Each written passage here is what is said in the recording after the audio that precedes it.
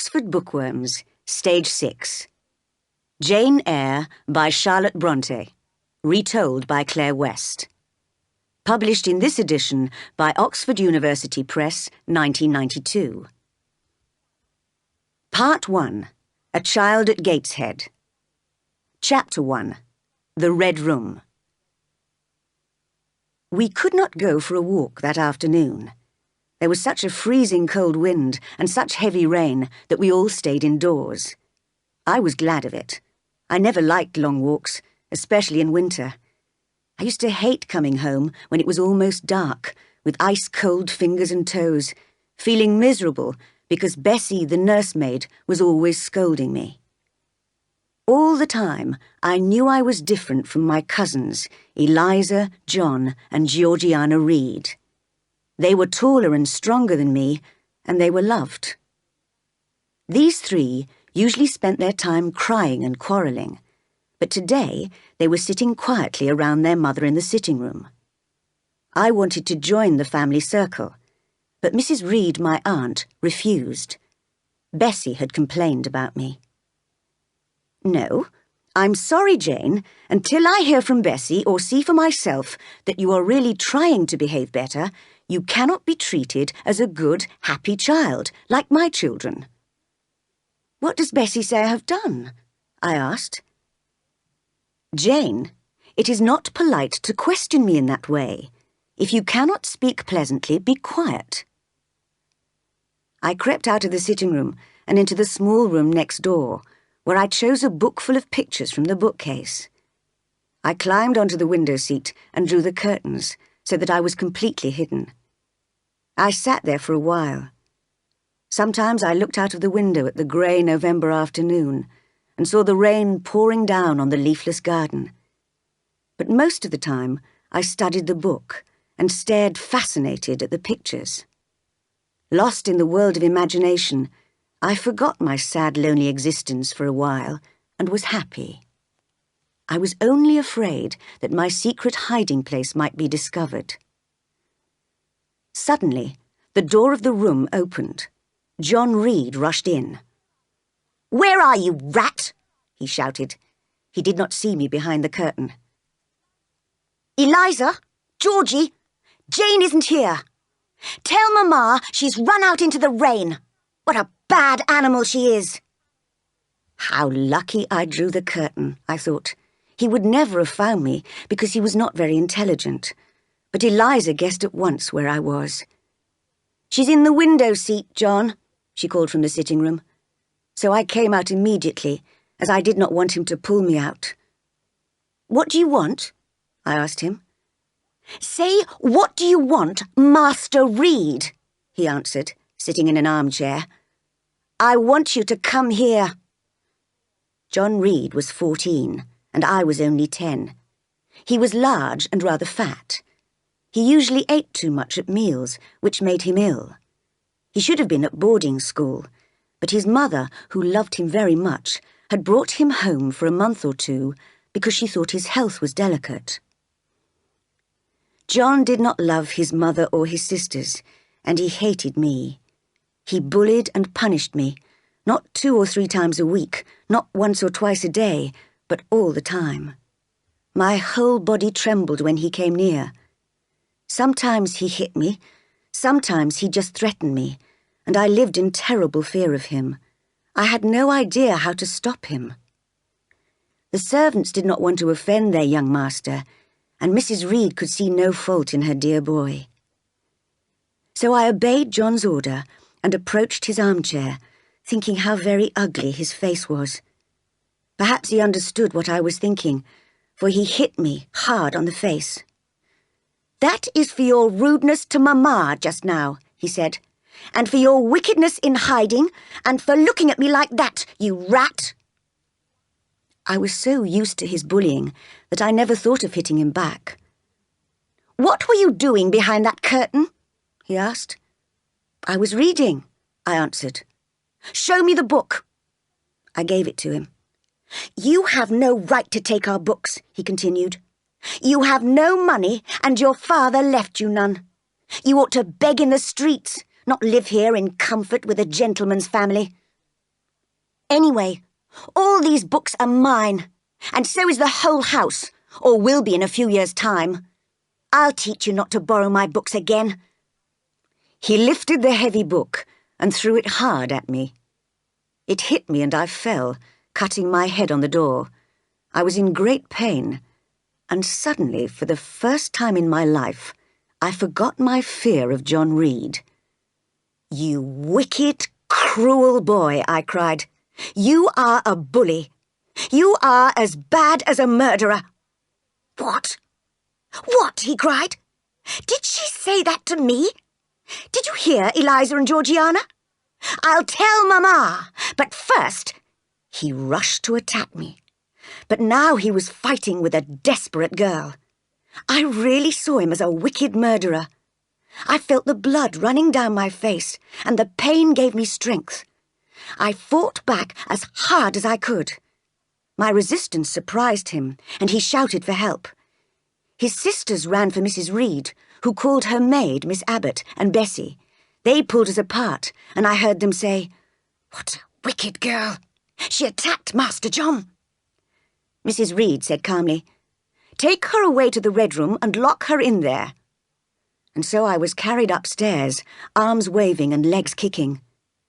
As soon as we arrived in the Red Room, I became quiet again, and the two servants both started scolding me. "Really, Miss Eyre," said Miss Abbott, "how could you hit him? He's your young master." "How can he be my master? I'm not a servant," I cried.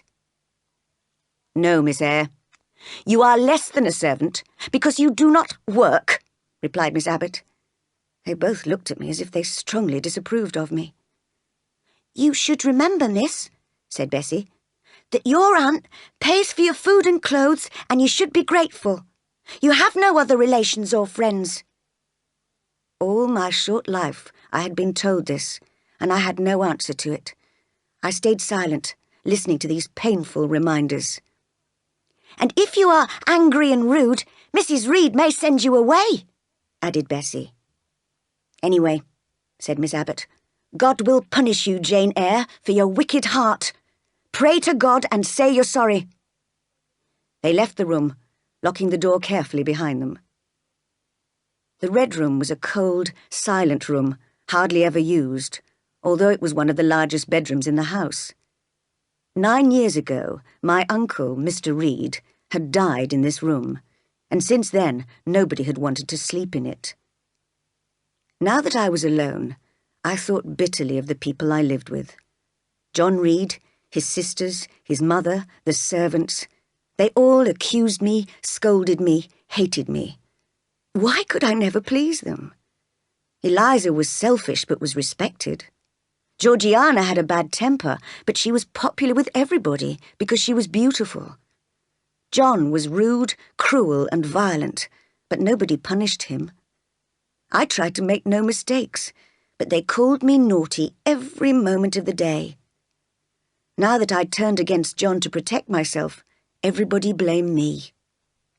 And so I spent that whole long afternoon in the Red Room, asking myself why I had to suffer and why life was so unfair. Perhaps I would run away or starve myself to death. Gradually it became dark outside. The rain was still beating on the windows, and I could hear the wind in the trees. Now I was no longer angry, and I began to think the Reeds might be right. Perhaps I was wicked. Did I deserve to die and be buried in the churchyard like my Uncle Reed? I could not remember him, but knew he was my mother's brother, who had taken me to his house when my parents both died. On his deathbed, he had made his wife, Aunt Reed, promise to look after me like her own children. I supposed she now regretted her promise. A strange idea came to me. I felt sure that if Mr. Reed had lived, he would have treated me kindly. And now, as I looked round at the dark furniture and the walls in shadow, I began to fear that his ghost might come back to punish his wife for not keeping her promise. He might rise from the grave in the churchyard and appear in this room. I was so frightened by this thought that I hardly dared to breathe. Suddenly, in the darkness, I saw a light moving on the ceiling. It may have been from a lamp outside, but in my nervous state I did not think of that. I felt sure it must be a ghost, a visitor from another world. My head was hot. My heart beat fast. Was that the sound of wings in my ears? Was that something moving near me? Screaming wildly, I rushed to the door and shook it. Miss Abbott and Bessie came running to open it. "Miss Eyre, are you ill?" asked Bessie. "Take me out of here!" I screamed. "Why, what's the matter?" she asked. "I saw a light, and I thought it was a ghost," I cried, holding tightly onto Bessie's hand. "She's not even hurt," said Miss Abbott in disgust. "She screamed just to bring us here. I know all her little tricks." "What is all this?" demanded an angry voice. Mrs. Reed appeared at the door of the room. "Abbott and Bessie, I think I told you to leave Jane Eyre in this room till I came." "She screamed so loudly, Mum," said Bessie softly. "Let go of her hands, Bessie," was Mrs. Reed's only answer. "Jane Eyre, you need not think you can succeed in getting out of the room like this. Your naughty tricks will not work with me. You will stay here an hour longer as a punishment for trying to deceive us." "Oh, Aunt, please forgive me. I can't bear it. I shall die if you keep me here." I screamed and kicked as she held me. "Silence! Control yourself!" She pushed me, resisting wildly, back into the red room and locked me in. There I was in the darkness again, with the silence and the ghosts. I must have fainted. I cannot remember anything more. Chapter 2. Leaving Gateshead. I woke up to find the doctor lifting me very carefully into my own bed. It was good to be back in my familiar bedroom, with a warm fire and candlelight. It was also a great relief to recognise Dr. Lloyd, who Mrs. Reed called in for her servants. She always called a specialist for herself and the children. He was looking after me so kindly. I felt he would protect me from Mrs. Reed. He talked to me a little, then gave Bessie orders to take good care of me. When he left, I felt very lonely again. But I was surprised to find that Bessie did not scold me at all. In fact, she was so kind to me that I became brave enough to ask a question. "Bessie, what's happened? Am I ill?" "Yes, you became ill in the Red Room, but you'll get better. Don't worry, Miss Jane," she answered. Then she went next door to fetch another servant. I could hear her whispers. "Sarah, come in here and sleep with me and that poor child tonight. I daren't stay alone with her. She might die. She was so ill last night. Do you think she saw a ghost? Mrs. Reed was too hard on her, I think." So the two servants slept in my room while I lay awake all night, trembling with fear and eyes wide open in horror, imagining ghosts in every corner. Fortunately, I suffered no serious illness as a result of my terrible experience in the Red Room, although I shall never forget that night. But the shock left me nervous and depressed for the next few days. I cried all day long, and although Bessie tried hard to tempt me with nice things to eat or my favourite books, I took no pleasure in eating or even in reading. I knew I had no one to love me and nothing to look forward to.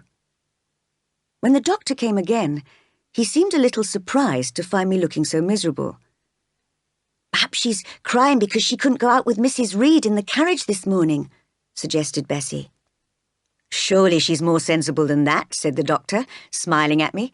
"She's a big girl now." "I'm not crying about that. I hate going out in the carriage," I said quickly. "I'm crying because I'm miserable." "Oh, really, miss," said Bessie. The doctor looked at me thoughtfully. He had small, grey, intelligent eyes. Just then a bell rang for the servants' dinner. "You can go, Bessie," he said. "I'll stay here talking to Miss Jane till you come back." After Bessie had left, he asked, "What really made you ill?" "I was locked up in a room with a ghost, in the dark." Afraid of ghosts, are you? He smiled. Of Mr. Reed's ghost, yes. He died in that room, you know. Nobody even goes in there anymore. It was cruel to lock me in there alone without a candle. I shall never forget it. But you aren't afraid now.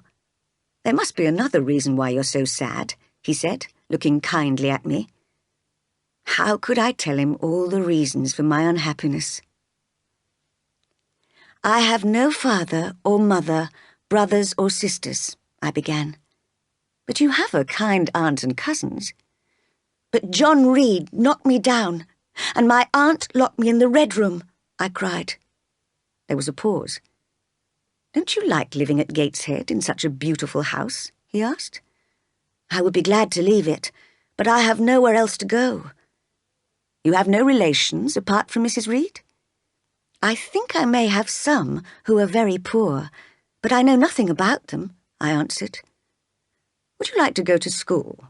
He asked finally. I thought for a moment. I knew very little about school, but at least it would be a change, the start of a new life. Yes, I would like to go, I replied in the end. Well, said the doctor to himself as he got up, we'll see. The child is delicate. She ought to have a change of air. I heard later from the servants that he had spoken to Mrs. Reed about me, and that she had agreed immediately to send me to school. Abbott said Mrs. Reed would be glad to get rid of me. In this conversation, I also learned for the first time that my father had been a poor vicar. When he married my mother, Miss Jane Reed of Gateshead, the Reed family was so angry that they disinherited her. I also heard that my parents both died of an illness only a year after their wedding. But days and weeks passed, and Mrs. Reed still said nothing about sending me to school. One day, as she was scolding me, I suddenly threw a question at her. The words just came out without my planning to say them. What would Uncle Reed say to you if he were alive? I asked. What? Cried Mrs. Reed, her cold grey eyes full of fear, staring at me as if I were a ghost. I had to continue. My Uncle Reed is now in heaven and can see all you think and do, and so can my parents. They know how you hate me and are cruel to me. Mrs. Reed smacked my face and left me without a word. I was scolded for an hour by Bessie as the most ungrateful child in the world, and indeed, with so much hate in my heart, I did feel wicked. Christmas passed by, with no presents or new clothes for me. Every evening I watched Eliza and Georgiana putting on their new dresses and going out to parties. Sometimes Bessie would come up to me in my lonely bedroom, bringing a piece of cake. Sometimes she would tell me a story, and sometimes she would kiss me good night. When she was kind to me, I thought she was the best person in the world, but she did not always have time for me. On the morning of the 15th of January, Bessie rushed up to my room to tell me a visitor wanted to see me. Who could it be? I knew Mrs. Reed would be there too, and I was frightened of seeing her again. When I nervously entered the breakfast room, I looked up at a black column. At least that is what he looked like to me. He was a tall, thin man dressed all in black, with a cold, stony face at the top of the column. This is the little girl I wrote you about, said Mrs. Reed to the stony stranger. Well, Jane Eyre, said the stranger heavily, and are you a good child? It was impossible to say yes, with Mrs. Reed sitting there, so I was silent. Perhaps the less said about that, the better, Mr. Brocklehurst, said Mrs. Reed, shaking her head. I'm sorry to hear it, he answered. Come here, Jane Eyre, and answer my questions. Where do the wicked go after death? They go to hell, I answered.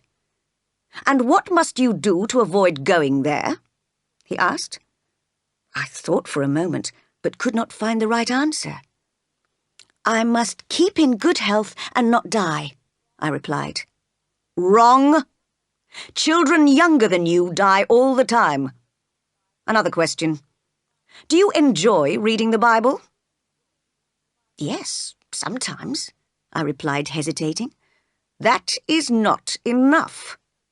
Your answers show me you have a wicked heart. You must pray to God to change it if you ever want to go to heaven. Mr. Brocklehurst, interrupted Mrs. Reed, I mentioned to you in my letter that this little girl has in fact a very bad character. If you accept her at Lowood School, please make sure that the headmistress and teachers know how dishonest she is. She will try to lie to them, of course. You see, Jane, you cannot try your tricks on Mr. Brocklehurst. However hard I had tried to please Mrs. Reed in the past, she always thought the worst of me. It was not surprising that I had come to hate her. Now she was accusing me in front of a stranger.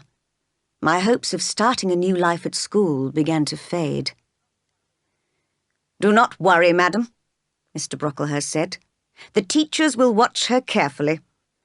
Life at Lowood will do her good. We believe in hard work, plain food, simple clothes, and no luxury of any kind. I will send her as soon as possible then, Mr. Brocklehurst. I hope she will be taught according to her low position in life. Indeed she will, madam. I hope she will be grateful for this opportunity to improve her character. Little girl, read this book. It tells the story of the sudden death of a young girl who was a liar. Read and pray. After Mr. Brocklehurst had given me the book and left, I felt I had to speak. Anger was boiling up inside me. I walked up to Mrs. Reed and looked straight into her eyes. I do not deceive people.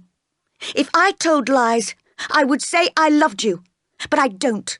I hate you. I will never call you aunt again as long as I live. If anyone asks how you treated me, I will tell them the truth, that you are very cruel to me. People think you're a good woman, but you are lying to them. Even before I'd finished, I began to experience a great feeling of freedom and relief. At last, I had said what I felt. Mrs. Reed looked frightened and unhappy. Jane, I want to be your friend. You don't know what you're saying. You are too excited. Go to your room and lie down. I won't lie down. I'm quite calm. Send me to school soon, Mrs. Reed. I hate living here. I will indeed send her soon, murmured Mrs. Reed to herself. Part 2. A Girl at Lowood. Chapter 3. My First Impressions of School. Mrs. Reed arranged for me to leave on the 19th of January. I had to get up very early to catch the coach, but Bessie helped me to get ready. Will you say goodbye to Mrs. Reed, Jane? She asked. No, she said I shouldn't disturb her so early. Anyway, I don't want to say anything to her. She's always hated me. Oh, Miss Jane, don't say that. Goodbye to Gateshead, I shouted wildly as we walked together out of the front door to wait for the coach in the road. It arrived, pulled by 4 horses and full of passengers. The coachman took my luggage and called me to hurry up. Bessie kissed me for the last time as I held tightly to her. She shouted up to the coachman, "Make sure you take care of her. 50 miles is a long way for a young child to go alone." "I will," he answered. The door was closed and the coach rolled off. What a strange feeling to be leaving Gateshead, my home, for the whole of my childhood. Although I was sad to say goodbye to Bessie, I was both excited and nervous about the new places I would see and the new people I would meet. I do not remember much about the journey, except that it seemed far too long. We stopped for lunch to change the horses. Then in the afternoon, I realised we were driving through countryside. I slept for a short time, but was woken when the coach stopped. The door opened and a servant called in. "Is there a little girl called Jane Eyre here?" "Yes," I answered, and was helped out of the coach with my luggage. Tired and confused after the journey, I followed the servant into a large building where she left me in a sitting room. In came a tall lady with dark hair and eyes and a large, pale forehead. I discovered that she was Miss Temple, the headmistress of Lowood School. She looked at me carefully. "You're very young to be sent alone. You look tired, are you?" she asked, putting her hand kindly on my shoulder. "A little, ma'am," I replied. "How old are you, and what is your name?" "I'm Jane Eyre, ma'am, and I'm 10 years old." "Well, I hope you will be a good child at school," she said, touching my cheek gently with her finger. I was taken by a teacher, Miss Miller, through the silent corridors of the large school to the long, wide schoolroom. There, about 80 girls, aged from 9 to 20, sat doing their homework. I sat on a bench near the door with my slate. "Put away the lesson books and fetch the supper trays," called Miss Miller. 4 tall girls removed all the books, then went out and returned with trays which were handed round. Each child could have a drink of water out of the shared cup and could take a small piece of biscuit. Then we all went quietly upstairs to the long, crowded bedroom, where 2 children shared every bed. I had to share Miss Miller's, but I was so tired that I fell asleep immediately. In the morning, the ringing of a bell woke me, although it was still dark. I got dressed quickly in the bitter cold of the room and washed when I could. There was only 1 basin for 6 girls. When the bell rang again, we all went downstairs, 2 by 2, and silently entered the cold, badly lit schoolroom for prayers.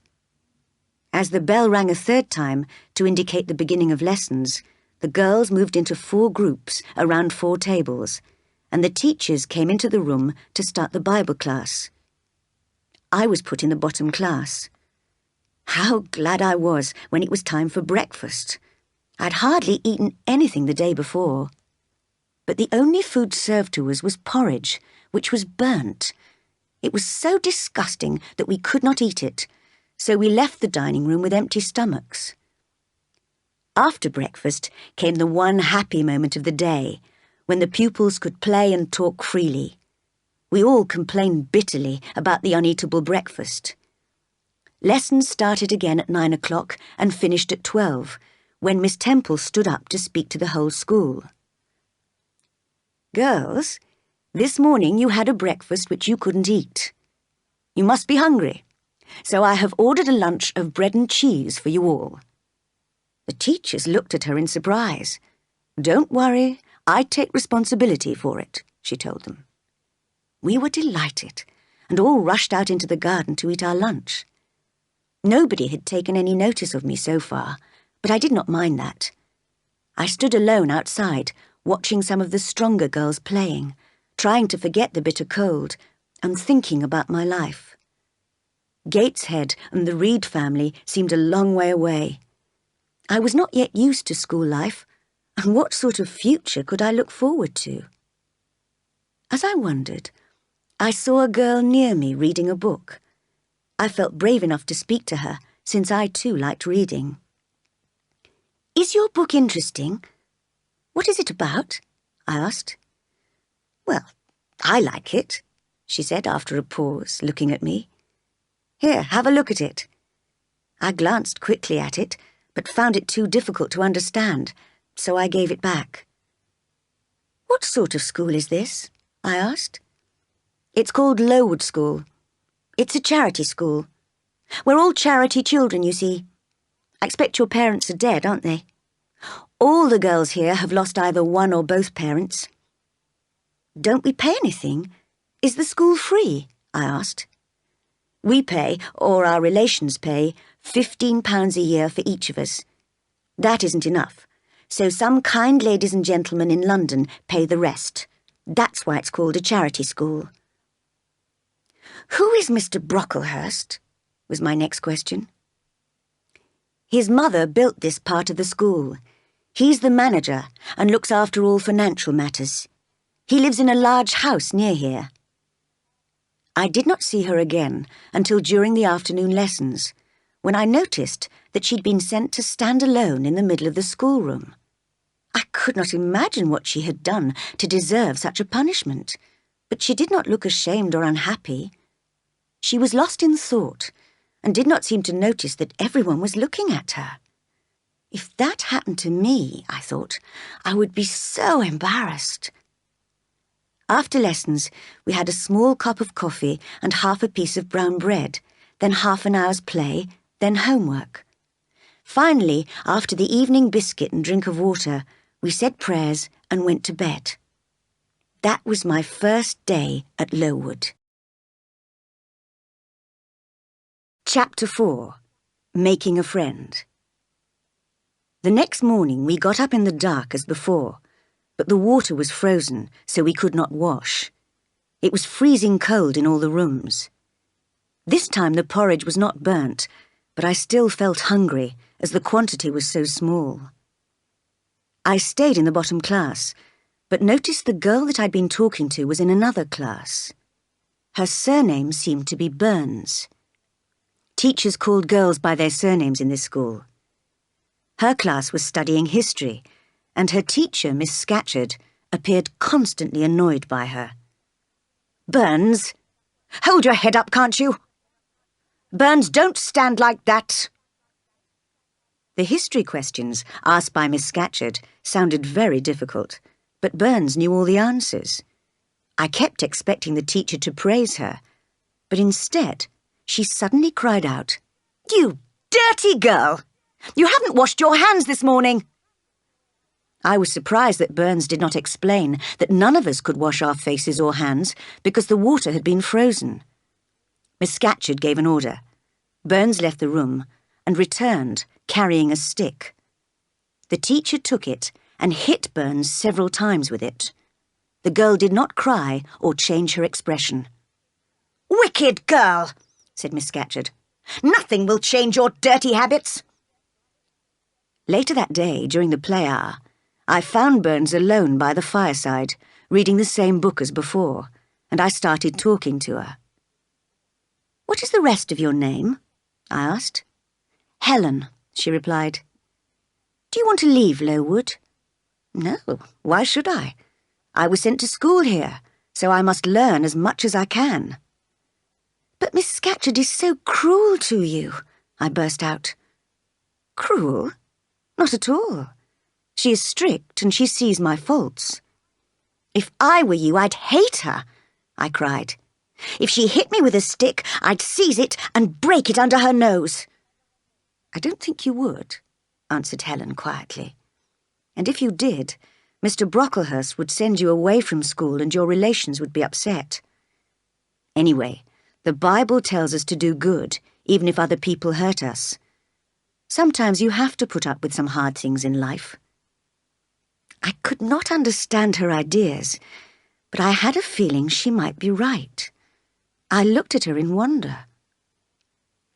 "You say you have faults, Helen. What are they? To me, you seem very good." "You're wrong," she answered. "I'm untidy and careless, and I forget the rules. I read when I should be doing my homework. You see, Miss Scatcherd is right to scold me." "Is Miss Temple as strict as that?" I asked. A soft smile passed over Helen's normally serious face. "Miss Temple is full of goodness. She gently tells me of my mistakes and praises me if I do well. But even with her help, I don't concentrate properly in class. I just dream away the time, and then I can't answer the teacher's questions." "But today in history you knew all the answers," I said. "I just happened to be interested, that's all," she replied. "I expect you're always interested in Miss Temple's lessons, because you like her and she's good to you. I'm like that. I love those who love me, and I hate those who punish me unfairly." "You should read the Bible and do what Christ says. People who believe in God should love their enemies," said Helen. "Then I should love Mrs. Reed and her son John, which is impossible," I cried. Helen asked me to explain what I meant, and listened carefully to the long story of what I had suffered at Gateshead. Well, I asked impatiently at the end, isn't Mrs. Reed a bad woman? Don't you agree with me? It's true she has been unkind to you because she dislikes your faults, as Miss Scatcherd dislikes mine. But look how bitterly you remember every angry word. Wouldn't you be happier if you tried to forget her scolding? Life is too short to continue hating anyone for a long time. We all have faults, but the time will come soon when we die, when our wickedness will pass away with our bodies, leaving only the pure flame of the spirit. That's why I never think of revenge. I never consider life unfair. I live in calm, looking forward to the end. For a moment, we both stayed silent. Then one of the big girls came up, calling, "Helen Burns, go and put away your work and tidy your drawer immediately, or I'll tell Miss Scatcherd." Helen sighed, and getting up, silently obeyed. Chapter 5. Mr. Brocklehurst's Visit and Its Results. It was difficult for me to get used to the school rules at Lowood, and to the hard physical conditions. In January, February and March, there was deep snow, but we still had to spend an hour outside every day. We had no boots or gloves, and my hands and feet ached badly. We were growing children and needed more food than was provided. Sometimes the big girls bullied us little ones and made us hand over our tea-time bread or evening biscuit. One afternoon, when I had been at Lowood for 3 weeks, a visitor arrived. All the teachers and pupils stood respectfully as he entered the schoolroom. I looked up. There, next to Miss Temple, stood the same black column which had frowned on me in the breakfast room at Gateshead. I had been afraid he would come. I remembered only too well Mrs. Reed's description of my character, and the promise he had given her to warn teachers at Lowood about my wickedness. Now they would consider me a bad child forever. At first, Mr. Brocklehurst spoke in a murmur to Miss Temple. I could just hear, because I was at the front of the class. "Tell the housekeeper she must count the needles, and only give out one at a time to the girls. They lose them so easily. And Miss Temple, please make sure the girls' stockings are mended more carefully. Some of them have a lot of holes." "I shall follow your instructions, sir," said Miss Temple. "And another thing which surprises me. I find that a lunch of bread and cheese has been served to the girls recently. Why is this? There is nothing about it in the rules. Who is responsible?" "I myself, sir," answered Miss Temple. "The breakfast was so badly cooked that the girls couldn't possibly eat it, so they were hungry." "Madam, listen to me for a moment. You know that I am trying to bring up these girls to be strong, patient, and unselfish. If some little luxury is not available, do not replace it with something else, but tell them to be brave and suffer, like Christ himself. Remember what the Bible says. Man shall not live by bread alone, but by the word of God. Madam, when you put bread into these children's mouths, you feed their bodies, but you starve their souls." Miss Temple did not reply. She looked straight in front of her, and her face was as cold and hard as marble. Mr. Brocklehurst, on the other hand, now looked round at the girls, and almost jumped in surprise. "Who? What is that girl with red hair? With curls, madam? With curls everywhere?" "That is Julia Severn," said Miss Temple quietly. "Her hair curls naturally, you see." "Naturally, yes, but it is God we obey, not nature. Miss Temple, that girl's hair must be cut off. I have said again and again that hair must be arranged modestly and plainly. I see other girls here with too much hair. Yes, I shall send someone tomorrow to cut all the girls' hair." "Mr. Brocklehurst," began Miss Temple. "No, Miss Temple, I insist. To please God, these girls must have short, straight hair and plain, simple clothes." He was interrupted by the arrival of 3 ladies, who had unfortunately not heard his comments on dress and hair. They all wore the most expensive clothes and had beautiful, long, curly hair. I heard Miss Temple greet them as the wife and daughters of Mr. Brocklehurst. I had hoped to hide my face behind my slate while Mr. Brocklehurst was talking, so that he would not recognise me, but suddenly the slate fell from my hand and broke in two on the hard floor. I knew only too well what would happen next. "A careless girl," said Mr. Brocklehurst quietly, almost to himself. "The new girl, I see. I must not forget to say something to the whole school about her." And then to me aloud, "Come here, child." I was too frightened to move, but two big girls pushed me towards him. Miss Temple whispered kindly in my ear, "Don't be afraid, Jane. I saw it was an accident." Her kindness touched me, but I knew that soon she would hear the lies about me, and then she would hate me. "Put the child on that chair," said Mr. Brocklehurst. Someone lifted me up onto a high chair so that I was close to his nose. Frightened and shaking, I felt everyone's eyes on me. "You see this girl?" began the black marble column. "She is young. She looks like an ordinary child. Nothing about her tells you she is evil. But she is all wickedness. Children don't talk to her. Stay away from her. Teachers watch her. Punish her body to save her soul, if indeed she has a soul, because this child, I can hardly say it, this child is a liar." "How shocking!" said the two Brocklehurst daughters, each wiping a tear or two from their eyes. "I learned this fact," continued the great man, "from Mrs. Reed, the kind lady who took care of her after her parents' death and brought her up as a member of the family. In the end, Mrs. Reed was so afraid of this child's evil influence on her own children that she had to send her here. Teachers, watch her carefully."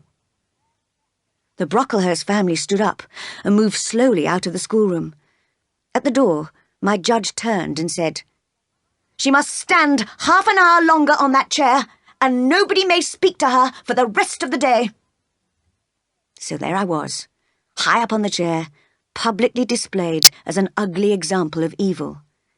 Feelings of shame and anger boiled up inside me, but just as I felt I could not bear it any longer, Helen Burns walked past me and lifted her eyes to mine. Her look calmed me. What a smile she had! It was an intelligent, brave smile, lighting up her thin face and her tired grey eyes. When all the girls left the schoolroom at 5 o'clock, I climbed down from the chair and sat on the floor. I no longer felt strong or calm, and I began to cry bitterly. I had wanted so much to make friends at Lowood, to be good, to deserve praise. Now nobody would believe me, or perhaps even speak to me. Could I ever start a new life after this? "Never," I cried. "I wish I were dead." Just then, Helen arrived, bringing my coffee and bread. I was too upset to eat or drink, but she sat with me for some time, talking gently to me, wiping away my tears and helping me to recover. When Miss Temple came to look for me, she found us sitting quietly together. "Come up to my room, both of you," she said. We went to her warm, comfortable room upstairs. "Now tell me the truth, Jane," she said. "You have been accused, and you must have the chance to defend yourself." And so I told her the whole story of my lonely childhood with the Reed family, and of my terrible experience in the Red Room. "I know Dr. Lloyd, who saw you when you were ill," she said. "I'll write to him and see if he agrees with what you say. If he does, I shall publicly tell the school you are not a liar. I believe you now, Jane." And she kissed me. She turned to Helen. "How are you tonight, Helen? Have you coughed a lot today?" "Not very much, Ma'am." "And the pain in your chest?" "It's a little better, I think." Miss Temple examined Helen carefully and sighed a little. Then she gave us some tea and toast. For a while I felt I was in heaven, eating and drinking in the warm, pretty room with kind Miss Temple and Helen. But when we reached our bedroom, Miss Scatcherd was checking the drawers. "Burns," she said, "yours is far too untidy. Tomorrow all day you will wear a notice on your forehead saying untidy." Helen said Miss Scatcherd was quite right, and wore the notice all the next day. But I was furious, and at the end of the afternoon tore it off her head and threw it in the fire. When Miss Temple received a letter from Dr. Lloyd agreeing that what I had said was true, she told the whole school that I had been wrongly accused and was not a liar. From that moment, I felt I was accepted and set to work to learn as much as I could and make as many friends as possible. Chapter 6. Learning to Like School. Life at Lowood no longer seemed so hard as spring approached. We enjoyed walking and playing in the surrounding countryside. But with fog lying constantly in the valley, it was not a healthy place for a school. And by May, more than half the girls were seriously ill with typhus fever. As a result of poor food and bad living conditions, many girls died. While there was fear and death inside the school, the sun shone on the flowers outside and on the flowing streams in the valleys.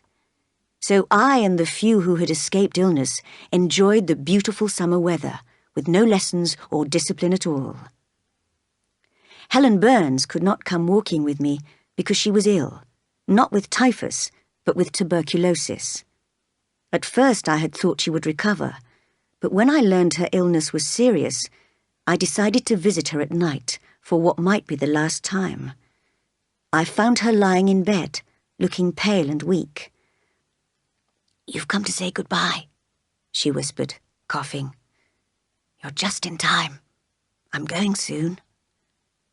"Where, Helen? Are you going home?" I asked.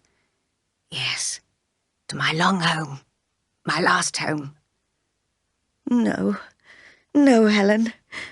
I was crying at the thought of losing her. "Jane, your feet are cold. Lie down with me and cover them with my blanket." I did so. "I'm happy, Jane," she continued. "You mustn't cry. By dying young, I'll avoid suffering. I'm going to heaven." "Does heaven really exist?" I asked. "Yes, I'm sure of it. I'm sure our souls go there when we die," she answered firmly. "Will I see you again, Helen, when I die?" "Yes, you will go to heaven too, Jane."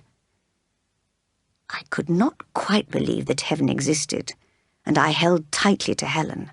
I did not want to let her go. We kissed goodnight and fell asleep.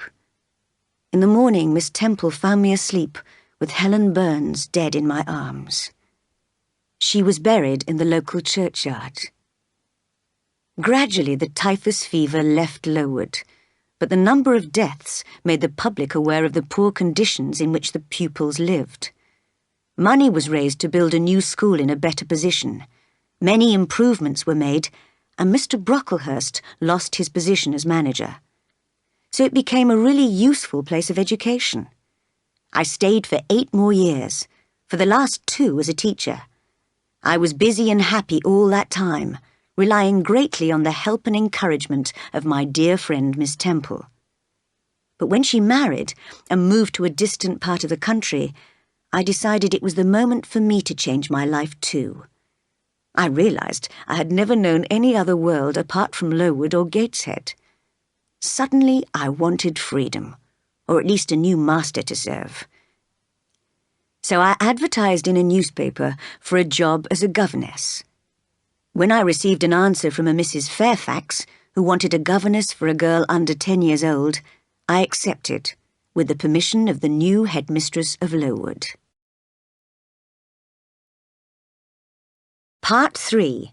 A Governess at Thornfield. Chapter 7. Thornfield and Mr. Rochester. Thornfield Hall was a large gentleman's house in the country, near a town called Millcote. There, after my 16-hour journey, I was welcomed by Mrs. Fairfax. She was a little old lady, dressed in black, who seemed glad to have someone else to talk to apart from the servants. Although the house was dark and frightening, with its big rooms full of heavy furniture, I was excited at being in a new place and looked forward to my new life there, working for kind Mrs. Fairfax. But I was surprised to discover on my first full day at Thornfield that Mrs. Fairfax was not in fact the owner, as I had assumed, but the housekeeper, and that my new master was a Mr. Rochester, who was often away from home. My pupil was a girl called Adele, 7 or 8 years old, who was born in France and could hardly speak English. Luckily, I had learnt French very well at Lowood, and had no difficulty in communicating with young Adele, a pretty, cheerful child. It appeared that Mr. Rochester, who had known Adele and her mother very well, had brought Adele back to England to live with him after her mother had died. I taught her for several hours every day in the library, although it was not easy to make her concentrate on anything for long, as she was clearly not used to the discipline of lessons. One day, I took the opportunity of asking Mrs. Fairfax a few questions about Mr. Rochester, as I was curious about him, and the little housekeeper seemed happy to talk. "Is he liked by most people?" was my first question. "Oh, yes.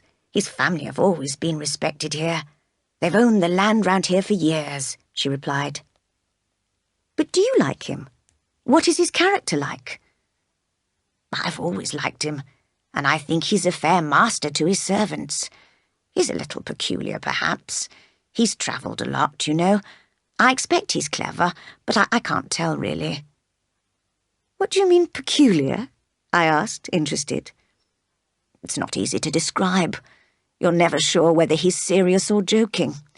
You don't really understand him, at least I don't. But that doesn't matter. He's a very good master." I could get no further information from Mrs. Fairfax about Mr. Rochester, but instead she offered to show me round the whole house. We went through many large, impressive rooms, finally reaching the top floor, where there was a narrow corridor with several small black doors, all shut. I stopped to look at them, and thought for a moment they looked like prison doors, hiding evil secrets. No sooner had I turned away to go downstairs than I heard a strange, ghostly laugh. "Mrs. Fairfax?" I called out, as the housekeeper was already on her way downstairs. "Did you hear that laugh? Who is it?" "It may be Grace Poole," she answered calmly. "She's paid to help the housemaid in her work, and always sews in one of those rooms." I heard the laugh again. It did not sound human to me. "Grace!" called Mrs. Fairfax. I did not expect anyone to answer, but in fact a door opened, and a middle-aged woman appeared. She looked too plain and sensible to be a ghost. "Too much noise, Grace," said Mrs. Fairfax. "Remember your instructions." Grace nodded and went back into the room. Several times in the next few months, I went up to the top floor again, where I could look out of the high windows in the roof to see the surrounding countryside and be alone with my thoughts. I was very happy teaching pretty little Adele in the daytime and talking to kind old Mrs. Fairfax in the evening. But I felt that something was missing from my life. I had dreams of a greater and better life, and above all, I wanted to do more. People are not always satisfied with a quiet life, and women as well as men need action. While on the top floor, I often heard Grace Poole's strange laugh, and sometimes I saw her too. She used to go silently in and out of the room with a plate of food or a glass of beer. One day in January, I had a free afternoon as Adele was ill, so I decided to walk to Hay, a village 2 miles away, to post a letter for the housekeeper. It was a bright, frosty day, and I was enjoying the fresh air and the exercise. Stopping on the lonely road, I watched the sun go down in the trees behind Thornfield, and then in the silence I heard a horse approaching. Suddenly there was a crash as the horse slipped and fell on the ice, bringing down its rider. I ran to see if I could help the traveller, who was swearing furiously as he pulled himself free of the horse. "Are you hurt, sir? Can I do anything?" I asked. Just stand back, he growled, and he lifted himself painfully to his feet. Obviously his leg hurt him, and he sat down quickly. "If you need help, sir, I can fetch someone either from Thornfield Hall or from Hay," I offered. "Thank you, but I don't need anyone. I haven't broken any bones," he replied crossly. I could see him clearly in the moonlight. He was of medium height, with wide shoulders and a strong chest. He had a dark face with angry-looking eyes and was about 35.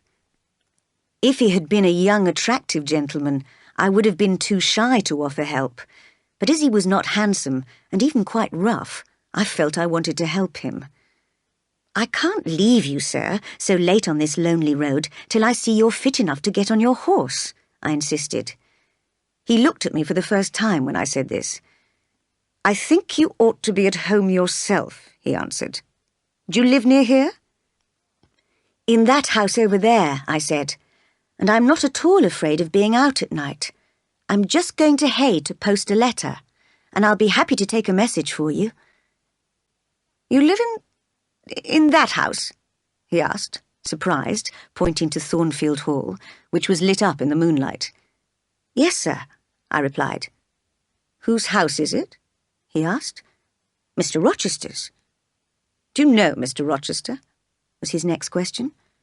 "No, I've never seen him," I answered. "You aren't a servant at Thornfield Hall, of course. You must be—" He hesitated, looking at my plain black dress. He seemed puzzled to know who I was, so I helped him. "I'm the governess." I had forgotten. He tried to get up, but his leg was still hurting him badly. "I don't want you to fetch help, but you can help me yourself if you like." "Of course, sir," I said. And so he leaned his weight on my shoulder, and I helped him walk to his horse. In a moment, he had jumped on the horse's back. "Thank you. Now take your letter to Hay, then hurry home," he called as he rode off into the distance. I walked on, glad to have helped someone, to have done something active for once. In my mind, I saw that dark, strong face, and I still felt excited by our meeting. Even when I arrived back at Thornfield, I'd go in a while. I did the dark house, where I'd spend the evening quietly with old Mrs. Fairfax. So I stayed outside, stared at the moon and the stars with a beating heart, wishing, dreaming of a different, more exciting. When I entered, the servants told me that Mr. Rochester had arrived, and that he had hurt his leg when his horse slipped on ice on the road to Hay.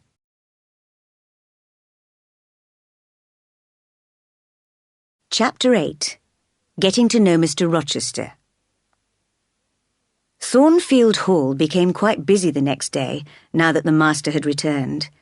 People kept coming to visit him on business. I enjoyed the new, cheerful atmosphere, but I could not make Adele concentrate on her lessons, because she was constantly talking about the presents Mr. Rochester had promised to bring her. That evening, we were invited to have tea with him. I immediately recognized the traveller I had helped, with his dark hair and skin, his square forehead, and his stern look. His leg was supported on a chair, but he made no effort to greet me when I entered. In fact, he neither spoke nor moved.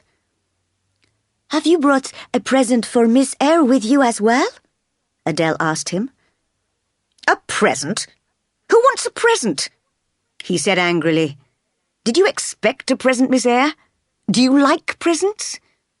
"I haven't much experience of them, sir," I answered. "Anyway, I have no right to expect a present, as I haven't done anything to deserve one." "Don't be so modest. I've been talking to Adele. She's not very clever, but you've taught her well." "Sir, that is my present. That's what a teacher wants most, praise of her pupil's progress." Mr. Rochester drank his tea in silence.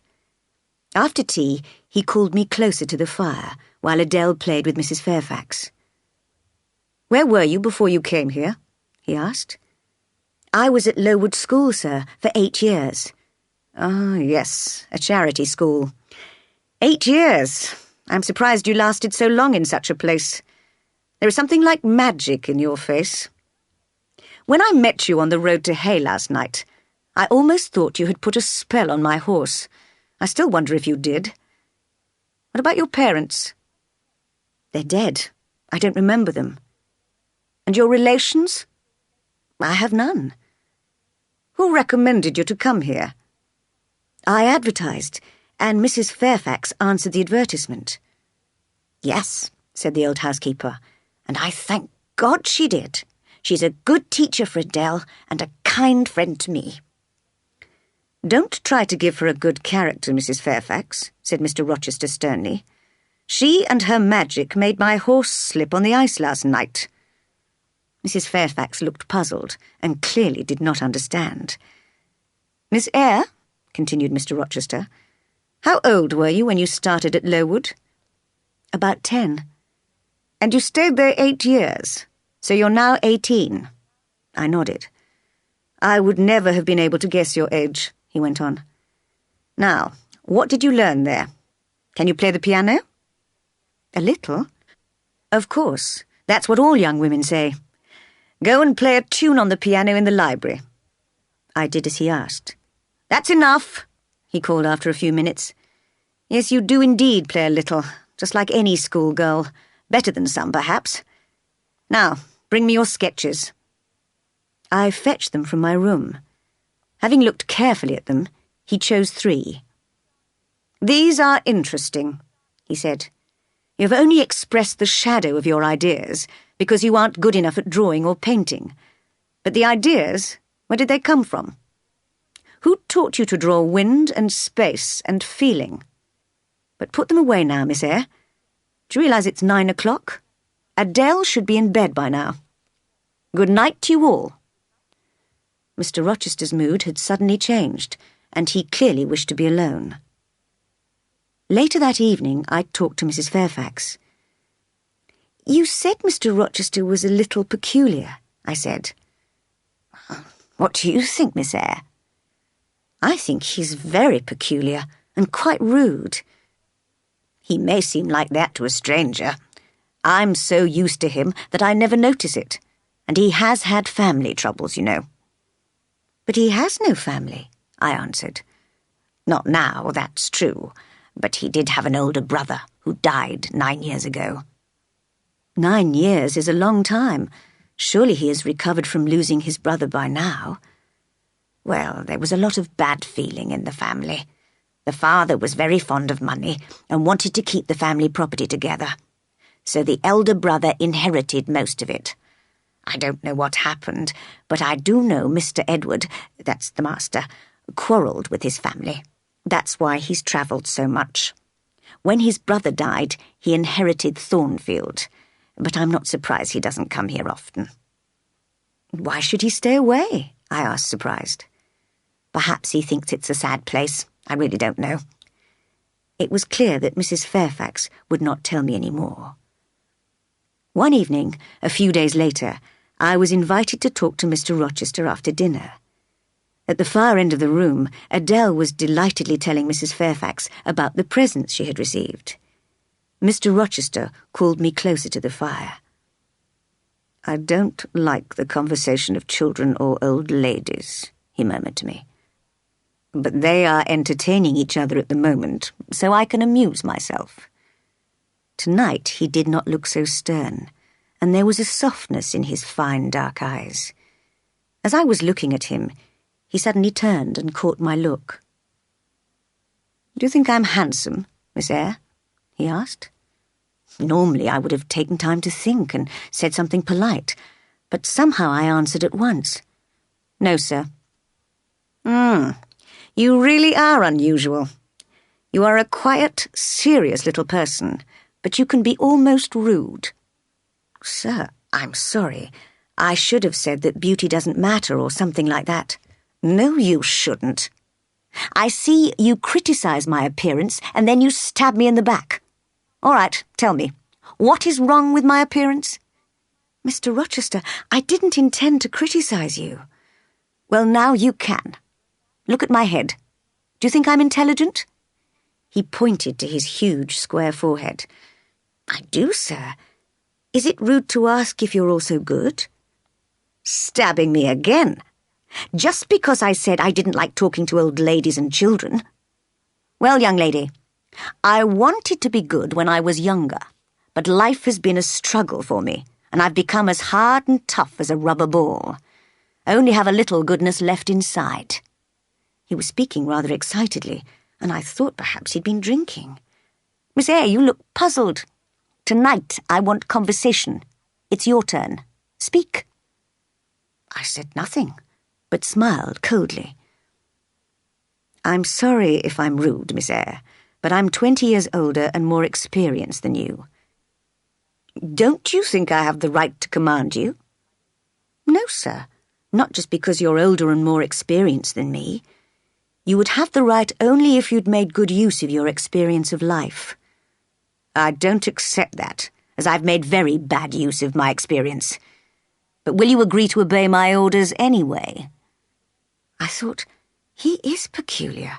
He's forgotten that he's paying me £30 a year to obey his orders, and I said, not many masters bother to ask if their servants are offended by their orders.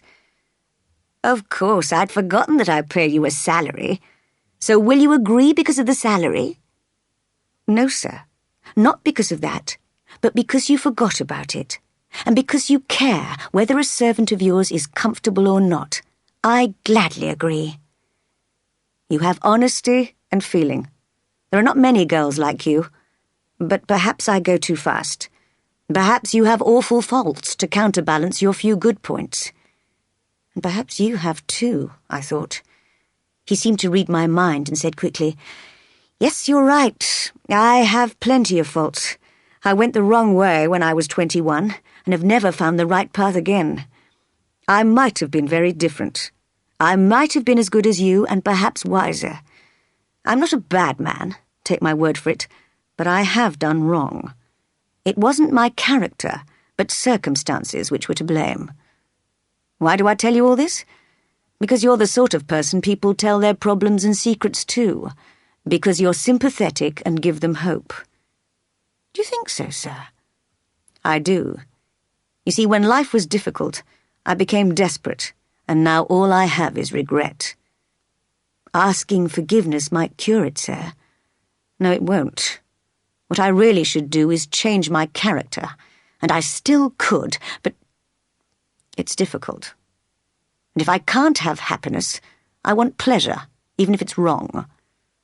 Pleasure may taste bitter, sir. How do you know? A pure young thing like you. You have no experience of life and its problems.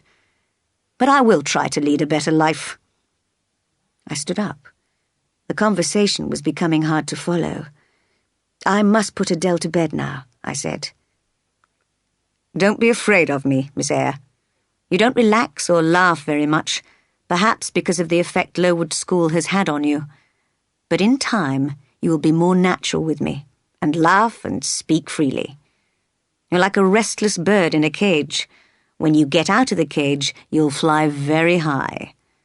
Good night. Chapter 9. Mr. Rochester's Past. Soon I discovered what Mr. Rochester meant when he said he had done wrong. One afternoon, while walking in the gardens of Thornfield, he told me the story of his love affair in Paris with a French dancer, Céline. Yes, Miss Eyre, I was young and foolish then. I was so in love with her that I rented a house and hired servants for her. I gave her a carriage and jewels. In fact, I threw away a fortune on her, just like any fool in love. One evening I visited her, but found she was out, so I waited on her balcony smoking a cigar. I heard her carriage arriving. Imagine my horror at seeing her step out, followed by a man. You're so young, you've never felt love or jealousy, have you, Miss Eyre? You're floating along a quiet river now. You don't see the water boiling at the foot of the great rocks. But one day, you'll come to a point in life's stream where the wild force of the waves may destroy you, where the noisy, rushing water may drown you. I'm calm enough now, calm enough to like living here at Thornfield. I like it because it's old and grey and dark, and yet I hate... He did not finish what he was saying, staring angrily up at the windows on the top floor of his house. It was a look of disgust, pain, and shame. I could not understand what he meant and wanted to hear more about Celine, so I encouraged him to finish the story. "What happened when she entered the house, sir?" "Oh, I'd forgotten Celine. By the way, it's strange my telling you all this, but I know my secret's safe with you. And I know, too, that it can't have an evil influence on you. Your mind's too strong for that. Yes, I listened to her conversation with her lover, an elegant young fool, and I knew I was no longer in love with her. So I walked into the room, told her our relationship was over, and challenged her lover to fight me. Next day I shot him in the arm during our fight, thought that was the end of the whole thing, and left France. But a few months before, Celine had had a baby girl, Adele, and she claimed that Adele was my child. She may be, although I doubt it. So when, a few years later, Celine abandoned Adele and ran away to Italy with a singer, I went to Paris and brought Adele back to grow up in England. I felt proud that Mr. Rochester had trusted me with the story of his past life. I thought a lot about his character, and although I was aware of his faults, I also saw his goodness and kindness to me. From now on, my happiest moments were spent with him. I could not have imagined a better companion. One night, I was woken by a slight noise. I felt sure someone was outside my bedroom door. As I hurried to lock it, I called, "Who's there?" There was a strange, inhuman sound. Then I heard a door shut upstairs on the top floor. Was that Grace Poole? I wondered, trembling. My curiosity made me open the door, and I found the corridor full of smoke. I saw it was coming from Mr. Rochester's door, which was slightly open. I completely forgot my fears and rushed into his room. He lay fast asleep, surrounded by flames and smoke. Even his sheets were on fire. "Wake up! Wake up!" I shouted desperately, throwing water over him to put out the flames. Not until the fire was almost out did he wake up, swearing to find himself so wet. "Is there a flood?" he cried. "No, sir," I answered, "but there's been a fire." "Jane Eyre, is it you and your magic?" he asked. "Have you put a spell on me again? Did you intend to drown me this time?" "Please get up, sir. Someone has plotted to kill you." And I explained what I had heard and how I'd put out the fire. He looked very serious and thought for a few seconds. "Shall I fetch Mrs. Fairfax, sir, or the servants?" I asked. "No, why bother them? Just stay here for a moment. I'm going up to the top floor. Don't call anyone. I'll be back soon." I waited, cold and tired, in his room for what seemed a very long time. Then I saw the light of his candle approaching through the darkness, and he appeared, looking pale and depressed. "Did you see anything when you opened your bedroom door?" he asked, glancing sharply at me. "No, sir. Only a candle on the floor." "But you heard a strange laugh, did you say?" "Yes, I've heard it before. Grace Poole laughs like that." "That's it. It must have been Grace Poole. You've guessed it. I shall consider what to do about it. But meanwhile, I'm glad you're the only person who knows anything about all this. Say nothing to anybody else, and now go back to your own room." "Good night then, sir," I said, moving towards the door. "What, are you leaving me already?" he said, seeming surprised, although he had just told me to go, and so coldly.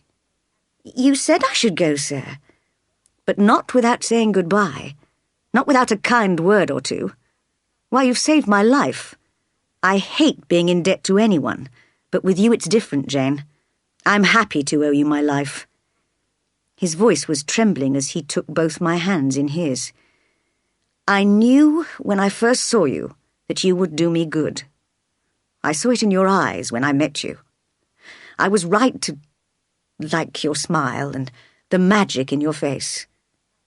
There was energy in his voice and a strange light in his eyes. "I'm glad I happened to be awake," I said, "but I must go now. I'm cold." I knew I could not control my feelings much longer, and I needed time to think. But he still held on to my hands. Then I thought of a way of escaping. "I think I hear the servants moving, sir," I said. "Well, leave me," he said, and let me go. That night, or what was left of it, I could not sleep. My mind was full of confusing pictures and disturbed emotions. Chapter 10. The Mystery of Grace Poole. After this sleepless night, I was eager to see Mr. Rochester in the morning, but there was no sign of him. He'd obviously told the servants that he had accidentally set fire to his room by knocking over a lighted candle. As I passed his bedroom, I saw Grace Poole sitting inside, calmly mending the curtains. She certainly did not look desperate or mad enough to have tried to murder her master, but I decided to investigate. "Good morning, Grace," I said, entering the room. "Tell me what happened last night. The servants are talking about it." "Good morning, miss," she replied, looking up innocently. "Well, master was reading in bed and fell asleep, so he must have knocked the candle over. It set fire to the sheets, but luckily he managed to put the flames out with some water." "How strange," I said quietly. "Didn't anybody hear what was happening?" At this, she seemed to examine me carefully. "Mrs. Fairfax and you sleep nearest this room, miss. Mrs. Fairfax is a heavy sleeper like most old people and didn't hear anything. But you're young, miss. Perhaps you heard a noise." "I did," I whispered. "I'm sure I heard a strange laugh." She went on sewing calmly. "I don't think master would have laughed when he was in such danger," she said. "You must have been dreaming." "No, I wasn't dreaming," I replied sharply. "You didn't think of opening your door and looking out into the corridor?" she asked. I suddenly realised that if she suspected I knew of her guilt, she might attack me. "No, in fact I locked my door," I answered, "and I shall lock it every night from now on." "That's wise of you, miss. We might have burglars at Thornfield one day. You never know." I was amazed by her self-control and could not understand why Mr. Rochester had not asked the police to arrest her, or at least dismissed her from his service. Why had he asked me to keep the attack a secret? How could such a proud gentleman be so much in the power of one of his servants that he could not even punish her for trying to kill him? Did she know a terrible secret from his past, which he had threatened to tell? Could he ever have been in love with her? No, I thought, he could never love anyone as plain and coarse as she is. But then I'm not beautiful either, and I sometimes think he loves me. Last night, his words, his look, his voice, and my cheeks were red as I thought of those precious moments. I was now even more impatient to see Mr. Rochester, but when I was having tea with Mrs. Fairfax in the afternoon, the first thing she said was, "It's fine weather for the master's journey." "Journey?" I cried. "I didn't know he'd gone anywhere." "Oh, yes, he went off just after breakfast to visit a family in a big house about 16 miles away. I know they've invited a lot of guests who'll be staying in the house. Mr. Rochester is always very popular with the ladies at these parties, so he may not come back for a week or so." "Who are the ladies at this house party?" "3 sisters, very elegant young ladies, and their friends, Blanche and Mary Ingram. But Blanche is the most beautiful of all.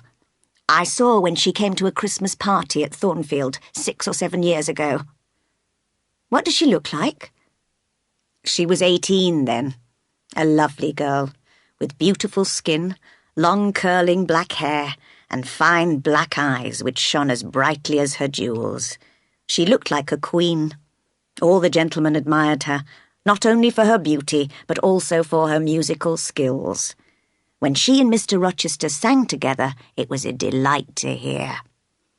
"Mr. Rochester? I didn't know he could sing." "Oh, yes. He has a very fine voice. And then she played the piano later. The master said she played extremely well." "And this beautiful lady isn't married yet?" "No, I don't think she or her sister has much money." "But I'm surprised some rich gentleman hasn't fallen in love with her. Mr. Rochester, for example. He's rich, isn't he?" "Oh, yes. But you see, there's a considerable difference in age. He's nearly 40, and she's only 25. "Well, marriages like that happen every day. Do you think—" but I was interrupted by Adele, who came to join us, and the subject was changed. That night in my room, I was stern with myself. "You, Jane Eyre," I accused my reflection in the mirror, "you are the biggest fool in the world. How could you imagine that a gentleman of family and wealth would love you, a plain little governess? Just look at yourself." And I decided that next day I would draw an honest sketch of myself and then one of Blanche Ingram, painting the most lovely face I could imagine, according to Mrs. Fairfax's description. In the future, if ever my old feelings about Mr. Rochester began to return, I would only have to glance at the two pictures to see the great difference between us, and in this way common sense would destroy my foolish dreams. Chapter 11. The Thornfield House Party. 2 disappointing weeks passed before we heard from Mr. Rochester again. During this time, I tried hard to forget my feeling for him. I reminded myself that he paid me to teach Adele, nothing more, and that no other relationship could exist between us. When his letter finally came, Mrs. Fairfax announced with great excitement that he was planning a house party at Thornfield. He was going to return in 3 days' time and had invited a large number of ladies and gentlemen to stay for several days. We all worked extremely hard in the next few days, cleaning all the rooms and preparing the food.